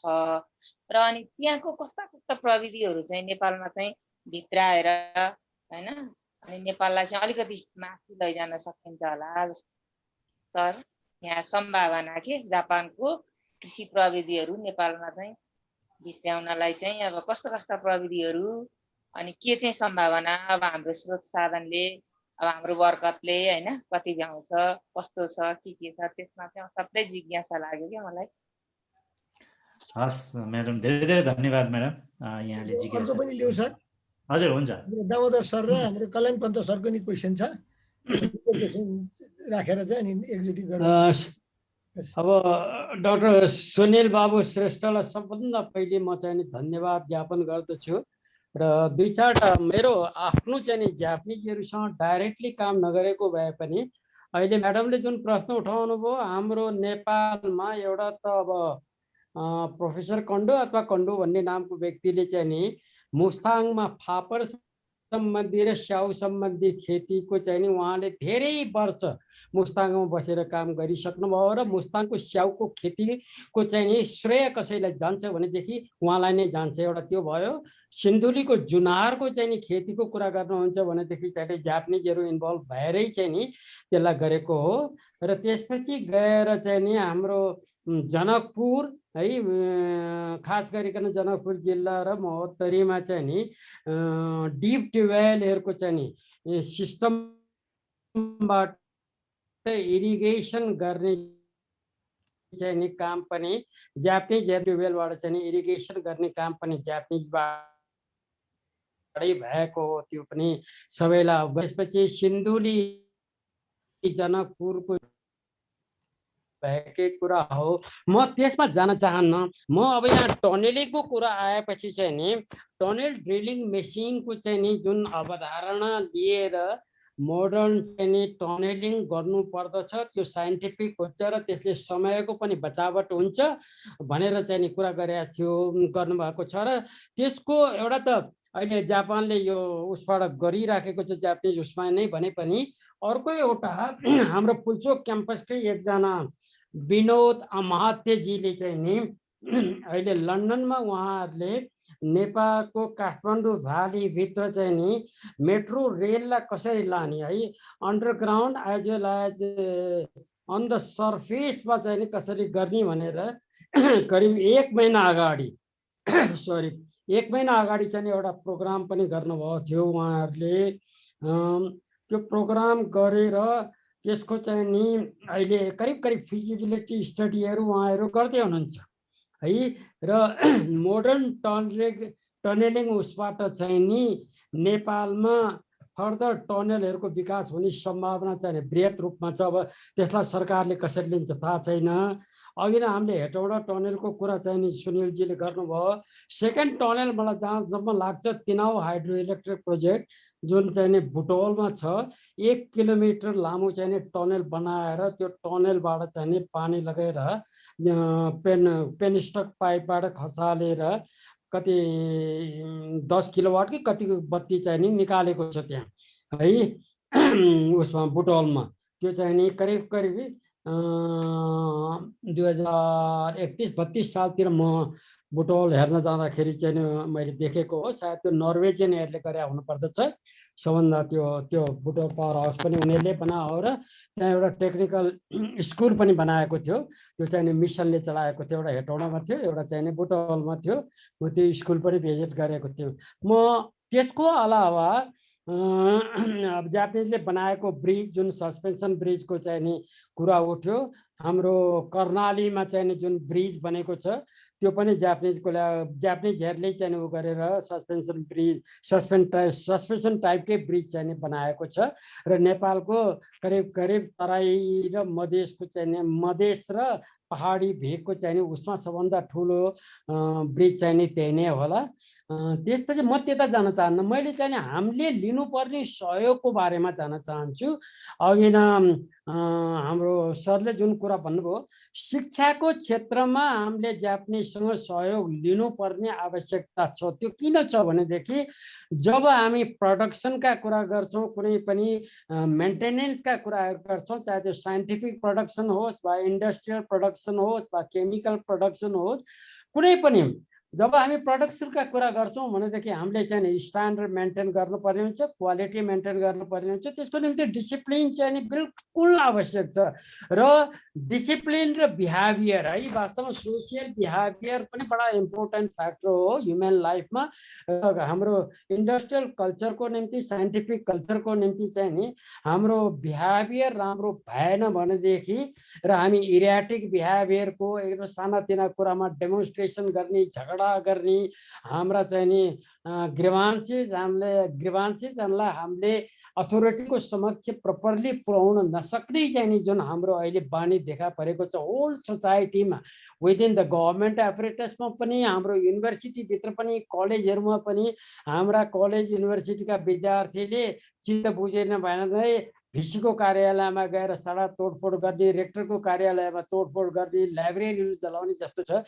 त्यो बिहेभियर चाहिँ नि जापानिजहरूको किन त्यति राम्रो हो भनेर हामी हेर्न जाने हो भनेदेखि प्री स्कुलिङको अवस्थादेखि लिएर गएर प्राइमेरी एजुकेसनसम्म उनीहरूले सबभन्दा बढी इम्पोर्टेन्स कुनै कुरामा दिएका छन् भने त्यो चाहिँ नि बच्चाहरूलाई चाहिँ नि कसरी बिहेभ गर्नुपर्दछ, आफूले साथीभाइहरूसँग बिहेभ कसरी गर्नुपर्छ, फ्यामिलीमा कसरी बिहेभ गर्नुपर्छ, बाहिर कसरी बिहेभ गर्नुपर्दछ, कसरी नर्महरूलाई फलो गर्नुपर्छ, भ्याल्युजहरूलाई कसरी फलो गर्नुपर्छ, ट्रेडिसनहरूलाई कसरी फलो गर्नुपर्छ भनेर त्यसलाई सिकाउँदा सिकाउँदा सिकाउँदा बिल्कुल परिष्कृत रूपमा चाहिँ नि एउटा नागरिक तयार गर्ने तिनीहरूको जुन एजुकेसन सिस्टम छ, हामीले एउटा चाहिँ नि त्यसलाई चाहिँ नि हामीले उनीहरूको मद्दत लिनुपर्ने स्थितिमा चाहिँ नि हामी छौँ। मैले एउटा बुझेको थियो। दोस्रो, सेकेन्ड वर्ल्ड वार पछि चाहिँ नि इभन इन्डस्ट्रियल प्रडक्टलाई कसरी चाहिँ नि इन्टरनेसनल स्ट्यान्डर्डको बनाउने भनेर जापानिजहरूले एज वेल एज कोरियनहरूले पनि अब अमेरिकन स्ट्यान्डर्डलाई फलो गर्ने कि ब्रिटिसलाई गर्ने कि बा चाहिँ नि जर्मनलाई गर्ने भनेर उनीहरूले चाहिँ नि डिआइएन है, डोइचे इन्डस्ट्री नोम भनेर चाहिँ नि इन्डस्ट्रियलको चाहिँ जुन स्ट्यान्डर्डाइजेसनको प्रोसेस छ उनीहरूले जर्मन प्रोसेसलाई चाहिँ नि फलो गर्यो है सुरुमा। अब 60s 70s पनि त्यो थियो। लेटर अन अब आइएसओ स्ट्यान्डर्ड्सहरू चाहिँ नि बढी पपुलर भएर गयो, जुन चाहिँ नि इन्टरचेन्जेबिलिटीमा जाने हुनाले र एउटा चाहिँ नि कम्पनीले प्रड्युस गरेको सर्टेन स्ट्यान्डर्ड अर्को कम्पनीले युज गर्दा पनि इन्टरचेन्जेबिलिटीले गर्दाखेरि चाहिँ नि मोस्टली अहिले आइएसओमा गएको छ। तर जापानिजले सुरुमा फलो गरेको डिन नै हो म्यानुफ्याक्चरिङ उसमा गएर भनेपछि चाहिँ नि हामीले म्यानुफ्याक्चरिङ गर्दाखेरि हाम्रा हरेक प्रडक्टहरूलाई हामीले स्ट्यान्डर्डाइज गर्नुपर्ने हुन्छ। हामी कि आइएसओलाई फलो गरेर गरौँ कि डिनलाई फलो गरेर गरौँ, पछि जापानिजहरूले आफ्नै स्ट्यान्डर्ड पनि चाहिँ नि उनीहरूले डेभलप गरेर त्यो फलो गरे भनेपछि मैले जापानिजहरू चाहिँ नि सँग सिकेका कुराहरू एउटा दुईटा छन्। म इन्डियामा आफै पनि म बेङ्गलोरमा पढेर जब ट्रेनिङ लिन गएँ मेकानिकल इन्जिनियरिङ विषयको चाहिँ नि इन्टेग्रलको फ्याक्ट्रीमा फरेन उसमा चाहिँ एउटा वर्करको रूपमा जापानिज स्पेसलिस्ट चाहिँ आउनुभएको थियो र फरेन स्टुडेन्टको एप्रेन्टिसको रूपमा आफ्टर चाहिँ इन्जिनियरिङ गरेर प्र्याक्टिकल ट्रेनिङ लिने रूपमा म थिएँ। हामी दुईजना चाहिँ वेयर भेरी इन्डस्ट्रियस पिपल, बडा टाइममा जाने काम गर्ने र त्यो इन्डियन जाने ग्रेजुएट इन्जिनियर्सहरू बडा लुच्चा थिए, कामै नगर्ने गरिम हो भने यो भने। त्यो जापानिज इभन ग्रेजुएट इन्जिनियरले एउटा स्किल्ड वर्करले गरेको चाहिँ नि ठुल्ठुलो लार्ज बियरिङको चाहिँ नि स्क्रैपिङ भन्ने हुन्छ, एउटा स्क्रैपर लिएर त्यो बियरिङलाई कसरी स्मुथ बनाउने भनेर it is a manual work. त्यो मेसिनबाट गरेर त्यो चाहिँ नि ओइल चाहिँ नि लुब्रिकेसनको निम्ति त्यो बियरिङले राख्न नसक्ने हुनाले त्यसलाई म्यानुअली नै बनाउनु पर्ने हुन्छ। उसले एउटा स्क्रैपर लिएर, स्क्रैपर भने एउटा खुर्पा जस्तो चाहिँ नि टुल लिएर घोटिएर त्यो 8 घन्टा काम गरे देख्दाखेरि एउटा इन्जिनियरले पनि आवश्यक पर्यो भनेदेखि 8 घन्टासम्म पनि एउटा म्यानुअल वर्क गरेर बस्न सक्छ र this is a dignified work हो भन्ने चाहिँ नि उसलाई लाग्दछ भनेदेखि आफ्नो वर्कप्रति उनीहरू कतिको लोयल हुँदो रहेछन् र त्यसलाई कसरी पर्फेक्सन्समा ल्याउनु पर्दो रहेछ भन्ने कुरा चाहिँ नि मैले त्यो जापानिजबाट त्यहाँ सिकेको थिएँ। भनेपछि दुई चारवटा चाहिँ नि ह्युमन बिहेभियर, वर्कप्रतिको लोयल्टी, आफ्नो अर्गनाइजेसन प्रतिको चाहिँ नि यी कुराहरू चाहिँ नि हामीले जापानिजबाट सिक्नुपर्ने हुन्छ। बाँकी हाम्रो जापानमा पढेका मोस्ट अफ आवर इन्जिनियर्स है हाम्रो पोल्चो क्याम्पसबाट चाहिँ जुन हायर स्टडिजमा जानुभएको थियो उहाँहरू चाहिँ नि नेपाल फर्कनु सट्टा चाहिँ नि धेरै जस्तो बाहिर जानुभयो। तैपनि नेपालमै भएका मध्ये पनि अहिले इन्स्टिच्युट अफ इन्जिनियरिङ डिन कार्यालयको चाहिँ डिन साहब चाहिँ नि जापानिज के अरे जापानिज चाहिँ नि युनिभर्सिटीकै प्रडक्ट हो, डाक्टर श्रीधर केधर जोशी हुनुहुन्छ उहाँ है। हाम्रो उहाँको पुरानो घर त महाबौद्ध पछाडि हो, अहिले कतातिर बस्नुहुन्छ याद छैन मलाई। उहाँ चाहिँ नि इलेक्ट्रिकल इन्जिनियर हो र उहाँ जापानकै प्रडक्ट हो। त्यसैले जापानको प्रडक्टहरूले यहाँ हाइड्रोलोजिस्ट भएर काम गरेका पनि धेरै हुनुहुन्छ, इन्जिनियर साहबहरू पनि धेरै हुनुहुन्छ, हुँदै नभएको होइन। तर अब किन चाहिँ नि अहिले डाक्टर सुनिल सरले भनिसक्नुभयो आम्दानीको हिसाबले चाहिँ नि पलायन हुने त्यो त जहाँ पनि छ है। ग्रेट एक्सोडस भनेर त्यो पुस्तक पढ्यो भने इभन जर्मनीबाट अमेरिका जानेहरूको सङ्ख्या चाहिँ नि धेरै नै छ। त्यो वर्ल्ड वाइडै फेनोमेना हो, जहाँ बढी पैसा पाइन्छ त्यहाँ चाहिँ नि यो पढे लेखेका मान्छे भाग्छन्, नपढेका मान्छे पनि भाग्छन्। त्यो ह्युमन माइग्रेसनको चाहिँ नि ट्रेन्ड पहिलेदेखि नै रहेको हो र अहिले पनि त्यो कन्टिन्यू नै भएको छ। तर पनि म के भन्छु भने कृषिको क्षेत्रमा, सडक निर्माणको क्षेत्रमा, रेलवेको सेक्टरमा डाक्टरले त्योभन्दा पनि बढ्ता हामीले चाहिँ नि एजुकेसनको सेक्टरमा र सफ्टवेयर डेभलपमेन्टहरूको चाहिँ विषयमा र स्मल इन्स्ट्रुमेन्टेसनको विषयमा हामी इन्स्ट्रुमेन्टेसनमा गएका छैनौँ कि हामीले स्विसहरूबाट सिक्नुपर्छ है। ल्याब इन्स्ट्रुमेन्ट्सहरू चाहिँ नि म्यानुफ्याक्चरिङ गर्ने, मेन्टेनेन्स गर्ने कि चाहिँ नि हामीले जापानिजहरूबाट चाहिँ नि सिक्नुपर्ने हुन्छ। मेरा यी सानातिना मेरा आफ्ना अनुभव र भनाइ राख्दै म चाहिँ नि यहाँहरूसँग बिदा हुन्छु।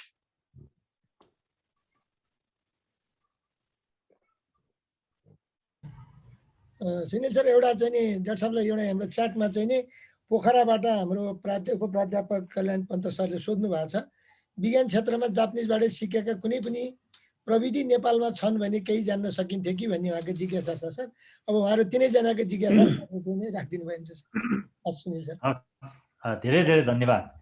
पुण्य म्याडम, हाम्रो दामोदर सर र कल्याण सर, यहाँ सबैलाई एकदमै यहाँहरूको प्रश्नको लागि, यहाँहरूको जिज्ञासाको लागि, यहाँहरूको सुझावको लागि र यहाँहरूको इलाबोरेसनको लागि पनि म धेरै धेरै धन्यवाद दिन चाहन्छु। पुण्य म्याडम र कल्याण सरको कल्याण सरले त्यहाँ च्याटमा पनि राख्नु भएको थियो, यो कृषि सम्बन्धी क्वेसन राख्नु भएको जस्तो लाग्छ। मलाई के लाग्छ भन्दाखेरि कृषिमा जापानिजहरू धेरै अगाडि छन् र कृषिमा नेपाललाई सहयोग गरेको जुन बागवानी यो छ नि कीर्तिपुरको, उहाँहरूले धेरै सहयोग गरेका छ। पछिसम्म पनि अहिले पनि छ होला, जाइका भोलिन्टियर्सहरू आएर होइन त्यो प्रविधिहरू अहिले दामोदर सरले राख्नुभयो, जुनारका कुराहरू, स्याउका कुराहरू होइन, यस्ता कुराहरू चाहिँ एकदमै हाई क्वालिटीको, यो जापान भन्ने एकदमै क्वालिटीमा चाहिँ कन्सियस छ होइन, हाई क्वालिटीको। हामी अब हलुवावेदकै कुरा गर्दाखेरि हाम्रो चाहिँ लोकल हलुवावेद चाहिँ टर्रो टर्रो हुन्छ, उनीहरूको चाहिँ काँचैमा खाने कति मिठो होइन। यो हाई क्वालिटीको चाहिँ कृषि प्रडक्सनहरूमा चाहिँ सपोर्ट गर्नलाई चाहिँ उनीहरूले धेरै ठुलो मद्दत पुर्याएको छ र उनीहरूको इन्ट्रेस्ट पनि छ, त्यो गर्नु पनि पर्छ। विभिन्न मसरुमदेखि लिएर होइन यो कुराहरूमा पनि धेरै उहाँहरूको अवस्था छ। मलाई के लाग्छ भन्दाखेरि हाम्रो कृषि प्रधान देश हो र हाम्रो धेरै कृषिको सम्भावनाहरू छन्। हाई भ्यालु प्रडक्टमा हामीले चाहिँ जापानबाट धेरै कुराहरू सिक्न सकिन्छ। हामी हाम्रा चाहिँ अलिक कन्भेन्सनल वे अफ फार्मिङ हाम्रो त्यो छ र त्यस कारणले जापानका प्रविधिहरू अहिले हाइटेक प्रविधिहरू पनि छन्। त्यो अब कति उपयुक्त हुन्छ हुँदैन त्यो त हामी अलिकति हेरेर काम गर्नु पर्ला, कमर्सियल स्केलमा कतिको लिएर जान सकिन्छ। नभए साधारण पनि तपाईँको हाई क्वालिटी सिडका कुराहरू, यो चाहिँ हाइब्रिडका कुराहरू, यसमा चाहिँ धेरै प्रविधिहरू, सानतिना प्रविधिहरू जुन चाहिँ हामीले चाहिँ एउटा मिडल लेभलको चाहिँ टेक्निसियनबाट पनि प्राप्त गर्न सकिन्छ, त्यस्ता प्रविधिहरूलाई चाहिँ प्रमोट गर्न सक्यो भने चाहिँ हाम्रो प्रोडक्सन पनि बढ्न सक्ने र यसले चाहिँ आर्थिक उपार्जनमा पनि धेरै सहयोग पुग्ने म देख्छु। यो कुरा भयो। अहिले हाइटेकको प्रविधिको कुरा गर्दाखेरि अहिले जापानसँग चाहिँ अहिले हामीले म जापान जाँदाखेरि पनि एउटा कुरा भएको थियो, त्यहाँ विभिन्न हाम्रो डायस्पोरा नेपाली साथीहरू हुनुहुन्छ, एउटा एसेटै हो हाम्रो लागि। उहाँहरू त्यहाँ बस्नु भएको छ, उहाँहरू विभिन्न कुराहरूको इन्फर्मेसन राख्नुहुन्छ, त्यो कुरा चाहिँ हामीले क्याच गर्न सक्यो भने चाहिँ धेरै फाइदा हुन्छ। त्यही डायस्पोरा नेपाली साथीहरूसँग कुरा गर्दाखेरि चाहिँ जापानको अहिले फिल्म टेक्नोलोजी अहिले जस्तो हाइड्रोफोनिक्स एक्वाफोनिकको कुराहरू छन्, त्यस्तै फिल्म टेक्नोलोजी भनेर निकालेर रहेछ। यो दुबईमा त पुरा कमर्सियल स्केलमा फार्म गर्छ। त्यो टेक्नोलोजीलाई हामीले ट्रान्सफर गर्न सकिन्छ कि भनेर हामीले डायलग गरिरहेको अवस्था रहेको छ। कृषिमा धेरै गर्न सकिन्छ। यो यो चाहिँ म पढ्दै गर्दाखेरि पनि म कोयामा भन्ने ठाउँ गएको थिएँ। खागोसीमाको यो कोयामा, धेरै ओसाकाबाट, म ओसाकामा पढेको, ओसाकाबाट धेरै पर सिपबाट जानुपर्ने, त्यहाँ पनि त्यो बेलामा पनि एउटा ग्रामीण परिवेशमा पनि एकदम हाइटेक प्रविधिबाट चाहिँ गरेको, एकदम टेम्परेचर कन्ट्रोल वातावरणमा होइन, ग्रिन हाउस भित्र राखेर त्यो गरेको थियो। अब हामी त्यो लेभलको गर्न नसके पनि हामीले चाहिँ त्यस्ता प्रविधिहरूलाई चाहिँ बिस्तारै कमर्सियल स्केलमा जाँदाखेरि चाहिँ ल्याउनु पर्ने जस्तो म देख्दछु। र अरू कुराहरू चाहिँ धेरै चाहिँ उहाँहरू चाहिँ काममा भ्यालु दिन्छ। हामी चाहिँ अब अलिकति पिएचडी गर्यो, ल कृषिमै पिएचडी गर्यो भने पनि अब अलिकति हाई लेभलको कुरा गर्छ, तर उहाँहरू चाहिँ एकदम काममै जुट्ने र काममा नै लाग्ने चाहिँ मैले देखेको छु। जस्तो मसँगै पढ्दाखेरि एकजना मेरो जुनियर भनौँ न, म पिएचडी गरिरहँदाखेरि म त्यहाँ मुनि त्यहाँ ब्याचलर लेभलको, मास्टर लेभलको काम सकाएपछि आर्किटेक्ट गर्नुभएको, मेरो ब्याकग्राउन्ड चाहिँ सिटी प्लानिङ हो। त्यो आर्किटेक्ट गरेर आएको चाहिँ उसले चाहिँ ग्रेजुएसन भएपछि के काम पायो भनेर भन्दाखेरि पेन्टिङको काम पायो भने कामको भ्यालु छ कि। आर्किटेक्ट पढेर हाम्रो त हामी कल्पना पनि गर्न सक्दैनौँ एउटा आर्किटेक्ट गएर चाहिँ पेन्टिङ अफिसमा चाहिँ गएर काम गर्छ भन्ने। तर उनीहरूले चाहिँ एउटा खुसी साथ उसले चाहिँ लड्डु खुवाउन आइरहेको थियो कि, उसले मिठाई खुवाउन आइरहेको थियो, किनभने काममा भ्यालु छ। लगभग उसको चाहिँ स्यालेरी पनि उस्तै हुँदो रहेछ। काम त्यो चाहिँ राम्रो गरे, जुन काम गरे पनि एकदमै त्यसमा चाहिँ राम्रो काम गर्नुपर्छ भन्ने भावनाका साथ काम गर्ने र काममा भ्यालु दिने, ठुलो सानो नहुने, त्यो काम छ। जस्तो मैले के देख्छु भन्दा जापानको पढाइको कुरा पनि गर्नुभयो, धेरै राम्रो जापानको विकास भएकै शिक्षा शिक्षा शिक्षा भनेर तीन जोडी छेकै कुरा छ हजुर होइन। त्यस कारणले त्यहाँको शिक्षा चाहिँ के हो भन्दाखेरि त्यो समृद्धिसँग जोड्ने शिक्षा हो। त्यहाँको शिक्षा चाहिँ के हो चाहिँ समस्यालाई समाधान दिने खालको शिक्षा हो। त्यो कुरा चाहिँ भ्यालु बुझ्नुपर्छ। उसले बढेको कुराहरूले चाहिँ समाजको समस्यालाई चाहिँ समाधान दिने खालको चाहिँ सल्युसन ओरिएन्टेड शिक्षाहरू दिन्छ। बरु त्यहाँ धर्म एकदमै लागिरहेको हुन्छ, मेकानिकल पार्ट पनि एकदम राम्रो छ। तपाईँको सानसानो इन्डस्ट्रीहरू छन्, त्यो कुराहरूले एकदम प्रडक्सनमा चाहिँ जोड गरेको हाई क्वालिटीको चाहिँ प्रडक्सनहरू, सानसानो इक्विपमेन्ट इन्स्ट्रुमेन्ट अहिले कुरा आयो, त्यो कुराहरू जोडेर चाहिँ अनि त्यसपछि अलि बिगर सेकमा जाँदै अलि हाइटेकमा गएको मैले पाउँछु। त्यो कुरा चाहिँ हाम्रो ल्याकिङ छ। हामी त सबै सानसानो पार्टहरू पनि सबै बाहिरबाट ल्याइरहेको छौँ। हामी त त्यहाँ धेरै कुरा बनाउँछौँ। त्यो कुरामा चाहिँ हाम्रो चाहिँ शिक्षाले चाहिँ त्यस्ता कुरा समस्यालाई समाधान गर्ने खालको प्रविधिहरू ट्रान्सफर गर्ने स्किल दिने खालको चाहिँ शिक्षा चाहिँ आवश्यक छ कि जस्तो लाग्छ। कृषिमा पनि त्यही भइरहेछ। हामी धेरै पार्ट चाहिँ कि कामै गर्दैनौँ, गऱ्यौँ भने पनि एकदम कन्भेन्सनल वेमा गरेका छौँ। हामी लार्ज स्केलमा जानै सकेका छैनौँ। अहिले पनि अब भनौँ न कमर्सियल स्केलमा फार्मिङहरू धेरै कम मात्रै भइरहेको छ। हामी अलि इम्पोर्ट यो चाहिँ हाम्रो पोलिसी पनि, मैले अस्ति एउटा च्याउको रिसर्च सेन्टरमा गइरहेको थिएँ। पोलिसी के रहेछ भन्दाखेरि तपाईँले सामान किनेर ल्यायो भने त्यो चाहिँ के अरे कृषिको औजार भनेर कर छुट हुने रहेछ। अनि नेपालमै बनाउँछु भन्यो भने चाहिँ त्यो पार्टमा पनि ट्याक्स लाग्ने रहेछ। त्यसले गर्दा चाहिँ कस्ट चाहिँ बढ्ने रहेछ। त्यस कारणले पोलिसी इन्टरभेन्सन पनि अलिकति आवश्यक जस्तो म देखिरहेको छु। त्यही भएर जापानबाट हामीले सिक्नुपर्ने कुरा चाहिँ के हो भन्दा समस्यालाई समाधान दिने खालको शिक्षा, सिप ट्रान्सफर गर्ने कुरा हो। र अर्को एउटा महत्त्वपूर्ण पार्ट चाहिँ टिमवर्कमा काम गर्छ।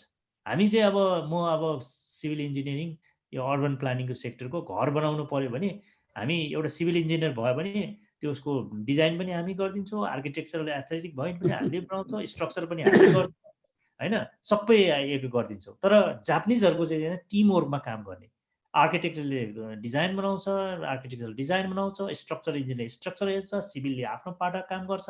अनि त्यो एकदम टिमवर्क स्पिरिटमा काम गर्दाखेरि बेस्ट रिजल्ट ल्याएको चाहिँ मैले अनुभूति गरेको छु। त्यही कारण त्यो पाटोहरू पनि अलिकति जोड्नु पर्ला जस्तो छ। जहाँसम्म यो जापानबाट अहिले हामीले के प्रविधि ल्याइरहेछ, अहिले हामी सेटेलाइटमा नै काम गरिरहेको छौँ जापानसँग, क्युटेक इन्स्टिट्युटसँग 1U को चाहिँ सेटेलाइट हामीले सफलता साथ नेपालको लन्च गऱ्यौँ। अहिले नेपाल यो स्पेसमा हाम्रो सेटेलाइट एकदमै राम्रो तरिकाबाट गइरहेछ। त्यसले गर्नुपर्ने कामहरू सबै भइरहेको छ होइन, त्यो भइरहेछ। र 1U लाई चाहिँ हामीले 6U मा त्योभन्दा 6 गुणा ठुलो चाहिँ स्याटेलाइट प्रोजेक्टमा हामी काम गरिरहेको अवस्था छ र यसलाई चाहिँ हामीले नेसनल स्पेस टेक्नोलोजी रिसर्च सेन्टरको रूपमा चाहिँ अगाडि बढाउनको लागि हामीले चाहिँ त्यो जापानसँग पनि अन्य युनिभर्सिटीहरू टोकियो युनिभर्सिटीसँग पनि हामीले कुरा गर्न खोजिरहेको छौँ। एउटा स्याटेलाइटको पाटो भयो। अर्को चाहिँ यही मैले भने कृषिकै कुरामा पनि फिल्म टेक्नोलोजी जुन चाहिँ कृषि उत्पादन गर्ने एकदमै सहज एकदमै भनौँ न हाइटेक भए पनि त्यसले चाहिँ एकदम उत्पादनमा वृद्धि गर्ने कमर्सियलाइज स्केलमा जान सक्ने भन्ने कुराहरू रहेको छ। त्यो कुराहरूलाई ल्याउने कोसिस गर्दैछौँ। अर्को महत्त्वपूर्ण पाटो भनेको चाहिँ यो मेकानिकल पार्टहरूमा पनि धेरै काम गर्न सक्छौँ जस्तो मलाई लागिरहेछ। यो मेकानिकल पार्टहरूमा धेरै हिसाबले चाहिँ हामी काम गर्न सक्छौँ। बिल्डिङ टेक्नोलोजीहरूमा पनि हामी एकदमै धेरै त्यहाँको अनुभव त्यो चिज चाहिँ गर्न सक्छौँ भन्ने मलाई लाग्छ। मैले यति नै राखेँ हजुर। हस्, धन्यवाद हजुरहरूको, धेरै राम्रो। हस्, हाम्रो कृष्णबहादुर अहिर सरले यहाँ केही सोध्न चाहनु भएको छ। सर अहिर सर, हजुरले अनम्युट गर्नु त।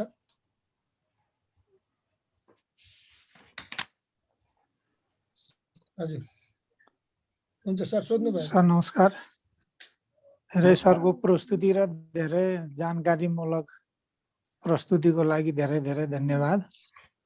मैले एक दुई कुरा राख्न खोजेको।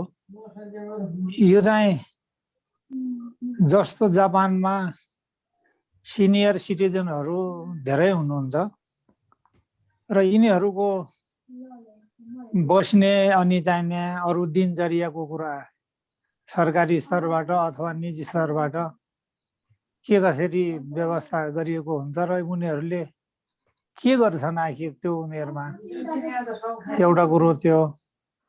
अर्को चाहिने सरले भने जस्तै अब नेपाली विद्यार्थीहरू जापानमा निजी स्रोतबाट होस् अथवा छात्रवृत्तिबाट होस् त्यो अध्ययन गरिसकेपछि त्यहाँको युनिभर्सिटीले आफ्नै देशमा जानु पर्यो, आफ्नै ठाउँमा गएर केही गर्नु पर्यो भन्ने त्यस्तो भावना चाहिँ हुँदो रहेछ, जगाउँदो रहेछन् उनीहरूले। प्राय नेपालीहरूले उतै गयो, उतै पढ्यो, केही जब गर्यो, उतै बस्न मिल्छ भन्ने त्यस्तो सोच बनाएका हुन्छन्। मेरो छोरोले पनि मास्टर्स र पिएचडी स्कलरसिपमै गरेको हो टोकियो युनिभर्सिटीमा, अनि हेल्थ विषयमा। र उसले पढाइ सकिने बित्तिकै उसको डकुमेन्ट सबै तयार गरेर ऊ चाहिँ नेपाल नै फर्क्यो आखिर, र अहिले नेपालमै काम गर्छ कुनै अन्तर्राष्ट्रिय संस्थामा।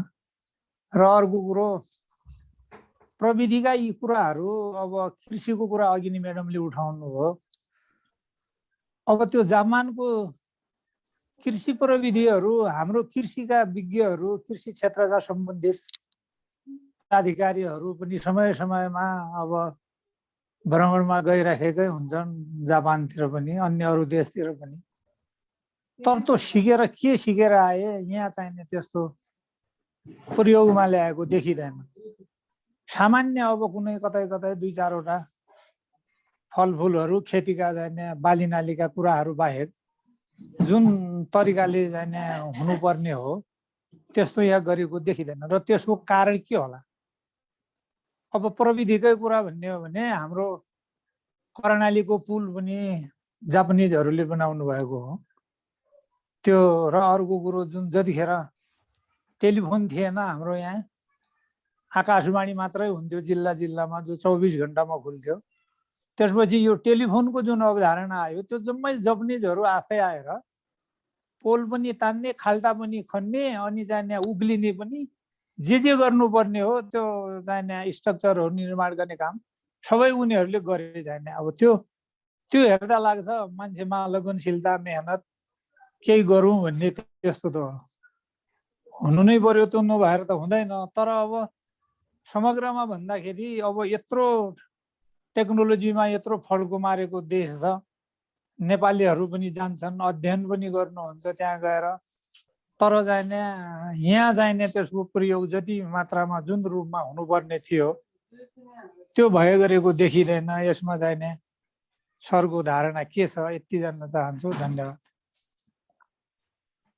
म राखौँ सर, के गरौँ? सुवर्ण सर। हस् हुन्छ सर।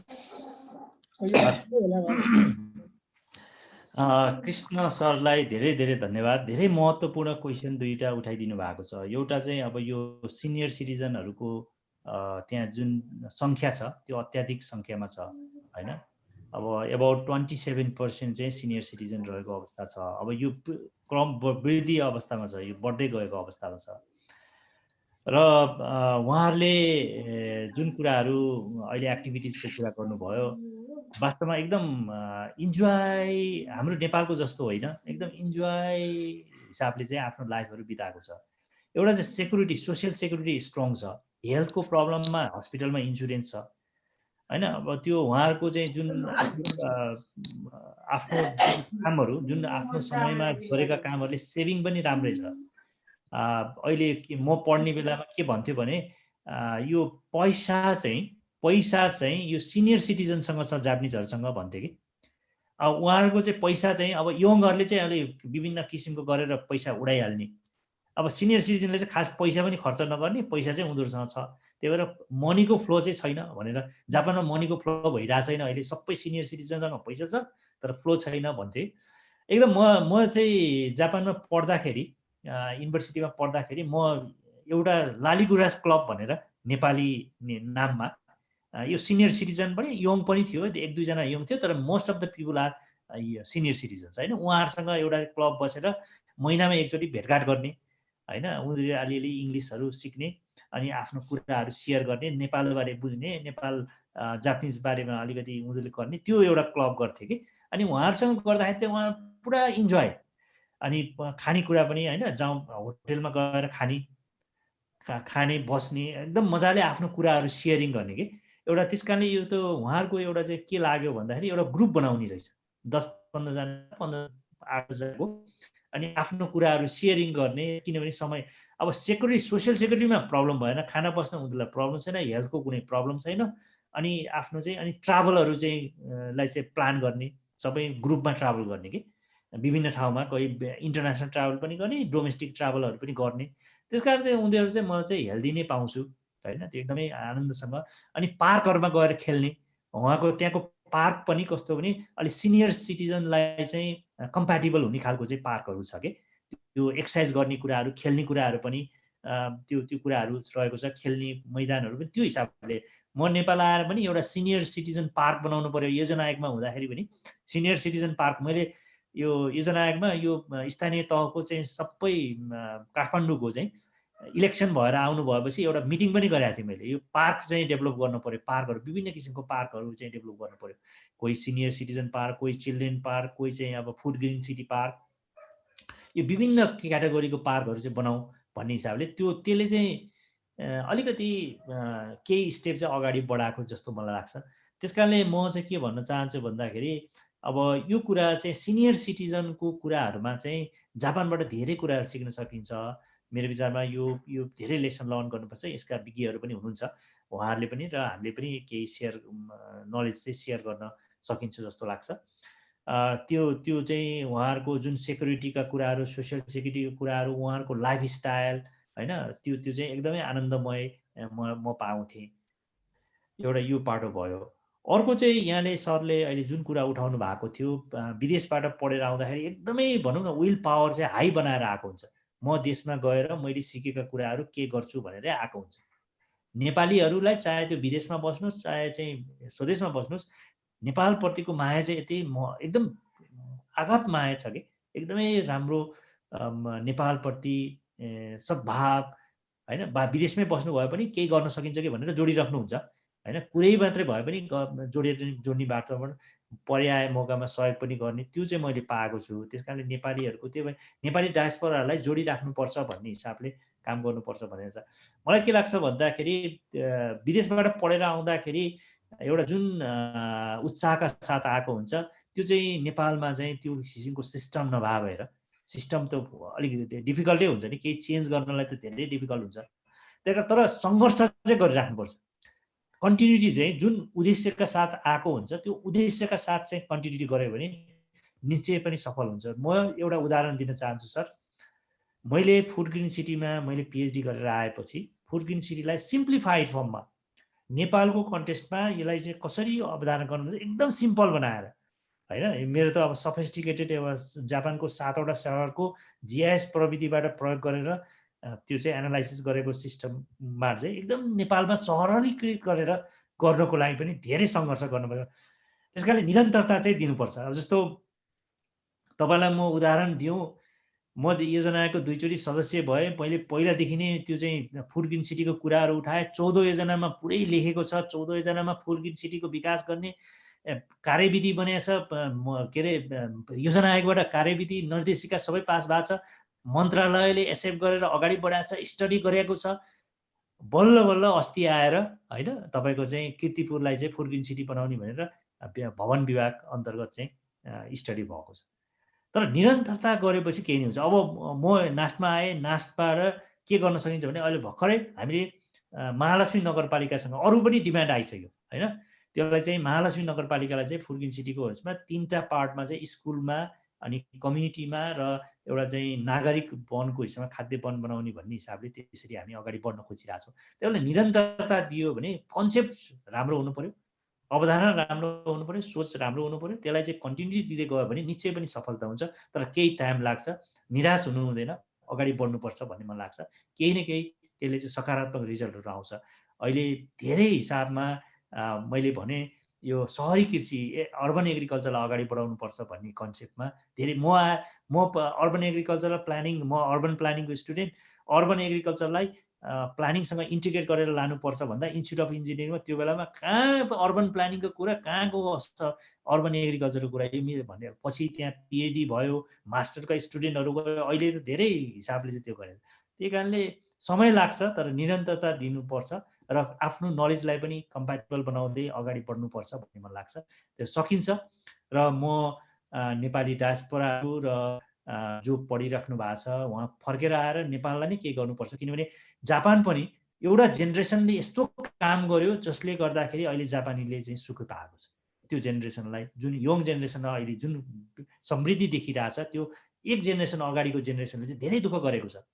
म बसेको घरबेटीले एक दिन रेस्टुरेन्टमा सधैँ खाना गइरहेको थिएँ। अनि उसले ऊ र म सँगै बसेर खाँदाखेरि मैले खाना सुरु गर्नुभन्दा अगाडि उसले खाएर सिधाइसकेको थियो तातो।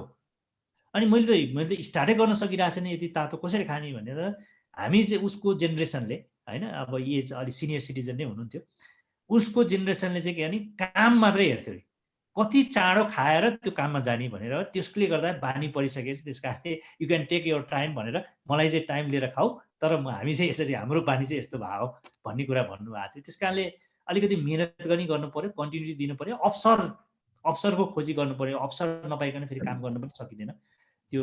तर हामीले गऱ्यौँ भने डेफिनेटली त्यसले सकारात्मक साथ अगाडि बढ्न सकिन्छ भन्ने लाग्छ सर। तर एकदम धेरै इम्पोर्टेन्ट कुराहरू उठाइदिनु हो, कृष्णलाई धेरै धेरै धन्यवाद।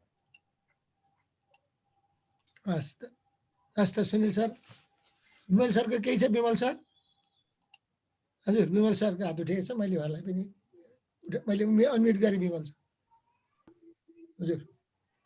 अहिले जति कुराहरू हामीले सुन्यौँ नि, अब सब यति राम्रो कुराहरू अब डाक्टर साहबबाट चाहिँ सुन्न पाइयो। म यसमा एउटा चाहिँ छोटो जानकारी, म पनि त्यसमा इन्भल्भ भएकोले गर्दा, म चाहिँ नेपाल बेसबल एन्ड सफ्टबल एसोसिएसनको भाइस प्रेसिडेन्ट हो, सिनियर भाइस प्रेसिडेन्ट। त्यसमा चाहिँ जापानको एउटा लालीगुराँस क्लब अघि नाम पनि आयो। त्यो क्लब छ एउटा, त्यो अब भलन्टियरको रूपमा उहाँहरूले काम गरिरहनु भएको छ। त्यो क्लब मार्फत र अनि जाइकाबाट चाहिँ हामीले जापानिज एम्बेसीमा रिक्वेस्ट गरेर 2 पटकलाई 2 वर्षको लागि चाहिँ जाइकाबाट भलन्टियर पठाइदिनु भयो कोचको लागि, लेडिजहरूलाई, पर्टिकुलर लेडिज खेलाडीहरू चाहिँ अब तयार गर्नको लागि भनेर। यहाँ चाहिँ अब जापान गभर्मेन्ट मार्फत र चाहिँ हामीले चाहिँ धेरै सहयोग पाएको छौँ बेसबलको लागि पनि। सामनाहरू र कोचहरू आएर चाहिँ हामीलाई सहयोग गरिरहनु भएको छ र क्लब खेलाडीहरूलाई चाहिँ अब उहाँहरूको भनौँ न अब स्रोतहरू चाहिँ प्रयोग गरेर यहाँबाट खेलाडीहरूलाई पनि घुम्नलाई, त्यहाँ गएर चाहिँ ट्रेनिङ गर्नलाई पठाउने पनि काम हामीले गरिरहेका छौँ। त्यो ठुलो चाहिँ सहयोग पाइरहेका छौँ हामीले जापान सरकारबाट चाहिँ बेसबलको क्षेत्रमा पनि। म त्यति चाहिँ जानकारी, अब सबैलाई नहुन सक्छ भनेर मैले थप जानकारी चाहिँ यहाँ मैले सेयर गर्न खोजेँ। त्यति हो। धन्यवाद। हस्। अब लास्टमा एउटा सानो म पनि सेयर गरौँ। जापानले हाम्रो देशलाई गरेको अघि विभिन्न चाहिँ क्षेत्रको सहयोगहरूको कुराको साथसाथै हेर्दाखेरि सानोदेखि नै तर ज्यादै महत्त्वपूर्ण एउटा सहयोग चाहिँ के भएको थियो शिक्षा क्षेत्रमा भने जस्तो हाम्रो शिक्षालाई चाहिँ नि जीवनमूलक अथवा यो चाहिँ नि व्यवहारमूलक कसरी बनाउने भन्दा सिपमूलक र जीवनमूलक शिक्षा र व्यवहारिक शिक्षाको लागि हाम्रो चाहिँ नि प्राइमेरी स्कुलदेखि माध्यमिक लेभलको चाहिँ नि त्यो सामाजिक शिक्षाको पाठ्यक्रम तयार गर्दाखेरि चाहिँ हाम्रो पाठ्यक्रम विकास केन्द्रले जापानको पाठ्यक्रमको चाहिँ नि नमुना लिएर चाहिँ नि त्यो बनाउन खोजेको हो। त्यसै अनुकूलको धेरै वर्ष अगाडि नै हो हाम्रो सामाजिक शिक्षाको पाठ्यक्रम जापानकै चाहिँ नि सामाजिक शिक्षाको पाठ्यक्रमको अनुरूप बनेको अरे मैले सुनेको। तर हाम्रोमा चाहिँ नि कार्यान्वयनमा जाँदाखेरि के भइदियो भनेदेखि हामी सामाजिक शिक्षालाई अङ्ग्रेजी भाषामा पढाउँछौँ र सामाजिक शिक्षाले चाहिँ नि के अरे हाम्रो नेपाली विद्यार्थीले चाहिँ नि सामाजिक शिक्षामा प्रयोग भएको शब्द अङ्ग्रेजीमा बुझेर त्यसको नेपाली के भनेर बुझ्नुपर्ने अवस्था रहेको एउटा कुरो मैले निवेदन गर्छु। र अहिले पनि त्यो कस्तो छ भने अब उहाँहरूले चाहिँ जापानमा चाहिँ के छ भने सामाजिक शिक्षाको जस्तो दिनुपर्ने लेसनहरू बच्चालाई घरैदेखि बाबुआमाले ट्रेन गरेको हुन्छ। स्कुलमा त्यो ज्ञान चाहिँ नि झन् व्यावहारिक शिक्षा सिक्नको लागि बढोत्तरी गरेर त्यहाँ थपथाप भएको हुन्छ भने हामी चाहिँ टोटल अङ्ग्रेजी शिक्षाको यस्तो क्रेज भयौँ कि अब सोसल स्टडीको कोर्सहरू चाहिँ नि हाम्रो एक क्लास 2 क्लासदेखि नै सोसल स्टडी हुन्छ, सामाजिक शिक्षा पढाइ हुँदैन हाम्रोमा। त्यसो हुनाले अब सामाजिक शिक्षा नेपालीमा भनेको नि नेपाली विद्यार्थीले बुझ्दैन, हाम्रो निजी स्कुलमा पढ्ने विद्यार्थीहरूले त एउटा गजबको कुरो छ। र मैले एउटा भोगेको चाहिँ समस्या भनौँ, मेरो छोरी जब ब्याचलर्स लेभलको चाहिँ नि बिबिएको स्टुडेन्ट भयो, उसले एउटा विषय चाहिँ नि पढ्नु पर्दो रहेछ नेपालको चाहिँ नि बिजनेस इन्भाइरोमेन्ट भन्ने। त्यसको चाहिँ नि च्याप्टरमा चाहिँ अलिकति नेपालको पोलिटिकल हिस्ट्री राखेको रहेछ। अब त्यसमा उसले अलिक त्यो पोलिटिकल हिस्ट्री पढ्ने बेलामा पढ्नु पर्दो रहेछ चाहिँ नि पृथ्वीनारायण शाहको एकीकरणदेखिको 7 साल 17 सालसम्मकोले चाहिँ पोलिटिकल हिस्ट्री पढ्नुपर्ने अङ्ग्रेजीमा पढ्नु पर्ने कारणले जाँचको अगाडि कुहाँ कुहाँ रोइरहेको थिएँ, किनभने त्यहाँ प्रयुक्त भएको इङ्ग्लिस वर्ड उसले जिन्दगीमा सुनेकै छैन। वाट इज इन्टरिङ कन्स्टिट्युसन भनेर सोध्छ मलाई, अब कसरी बुझाउने? वाट इज युनिफिकेसन भनेर सोध्छ अब ब्याचलर्स पढि पुगेपछि। त्यो के को नमुना त भन्दा हाम्रो अङ्ग्रेजी पछिको चाहिँ यो क्रेजले गर्दाखेरि त्यो माथिसम्म पनि त्यो भएको छ।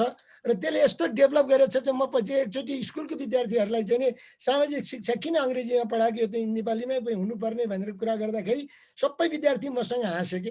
किन हाँसेको भनेपछि यो सरलाई चाहिँ इङ्ग्लिस आउँदो रहेछ त्यसैले नेपालीमा पढ्नुपर्छ भन्छ।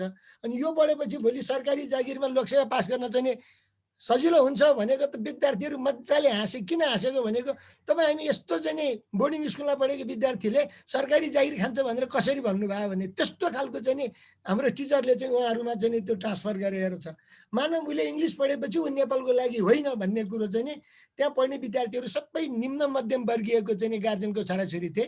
ती सबैले के बुझ्दो रहेछ भने अङ्ग्रेजी पढेपछि हामी सबै विदेश गएर पढ्ने भन्ने किसिमको यो चाहिँ नि खालको चाहिँ एटिच्युड हाम्रो विद्यार्थीहरूमा हामीले इन्जेक्ट गरेर छौँ। र जति पनि आज सुनिल सर यहाँ प्रस्तुत गर्नुभयो, धेरै हामीले जापानसँग नेपालले सिक्नुपर्ने कुराहरू चाहिँ राख्नुभयो। र चाहिँ म सुनिल सरलाई आजको यो प्रस्तुति असाध्यै सारगर्भित र हाम्रो लागि पनि उत्तिकै, कति म पनि जापान गएको छैन तर अघि रमाकान्त सरको कुरा सुनिरहँदा म हिरोसीमा पुगिरहे जस्तो मलाई पनि फिलिङ भयो।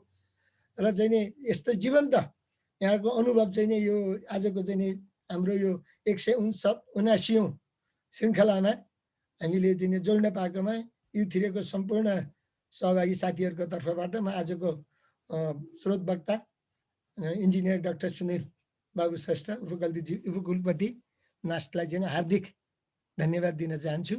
र आगामी दिनमा पनि सुनिल सरको यस्तै विज्ञान प्रविधि सम्बन्धीको क्षेत्रमा अरू पनि चाहिँ प्रस्तुतिहरू आउनेछ भन्ने मैले आशा राख्दै आजलाई म यहाँहरू सबैसँग बिदाबारी हुन चाहन्छु। हस्त नमस्कार। नमस्कार सर। नमस्कार। हस् नमस्कार, धन्यवाद सर सबैलाई। सरको केही छ लास्टमा अलिकति सम्म होइन म अलिकति राखिदिन्छु सर।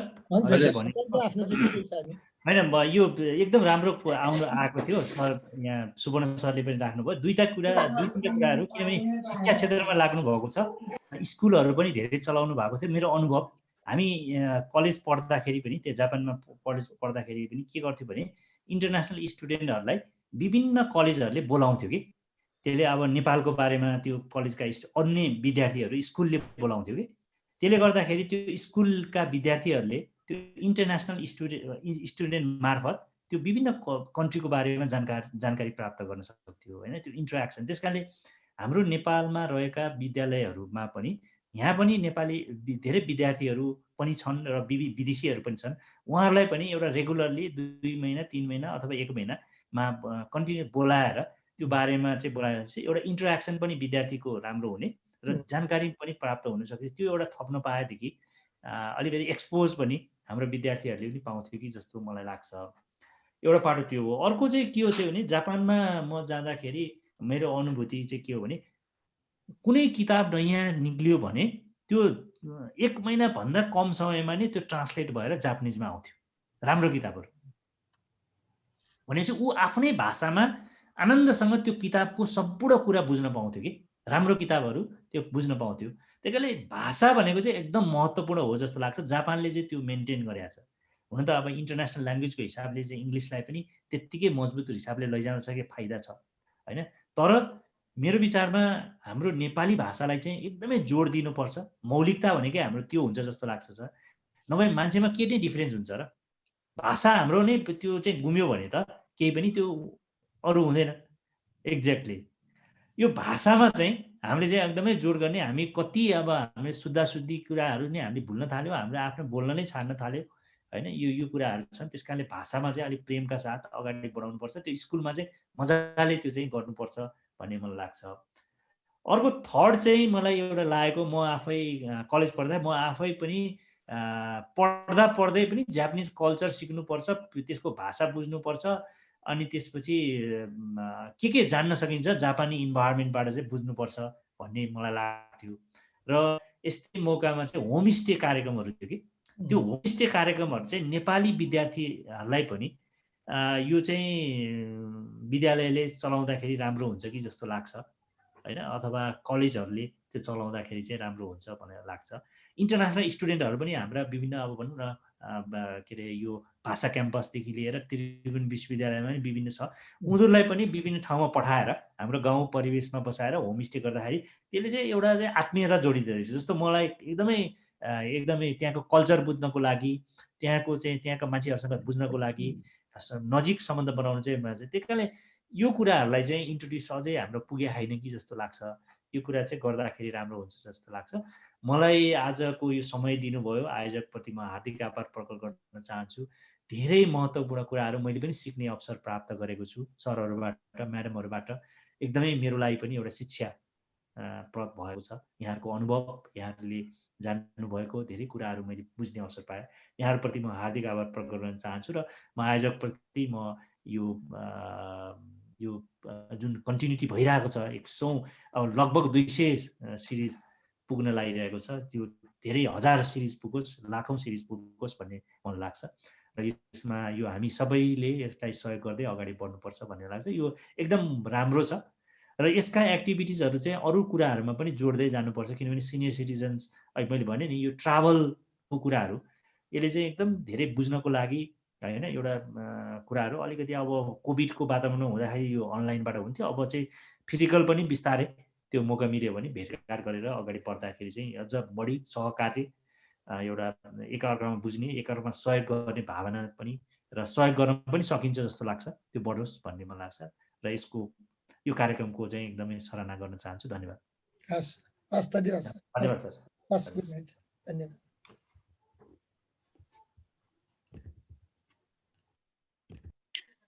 नमस्कार। अब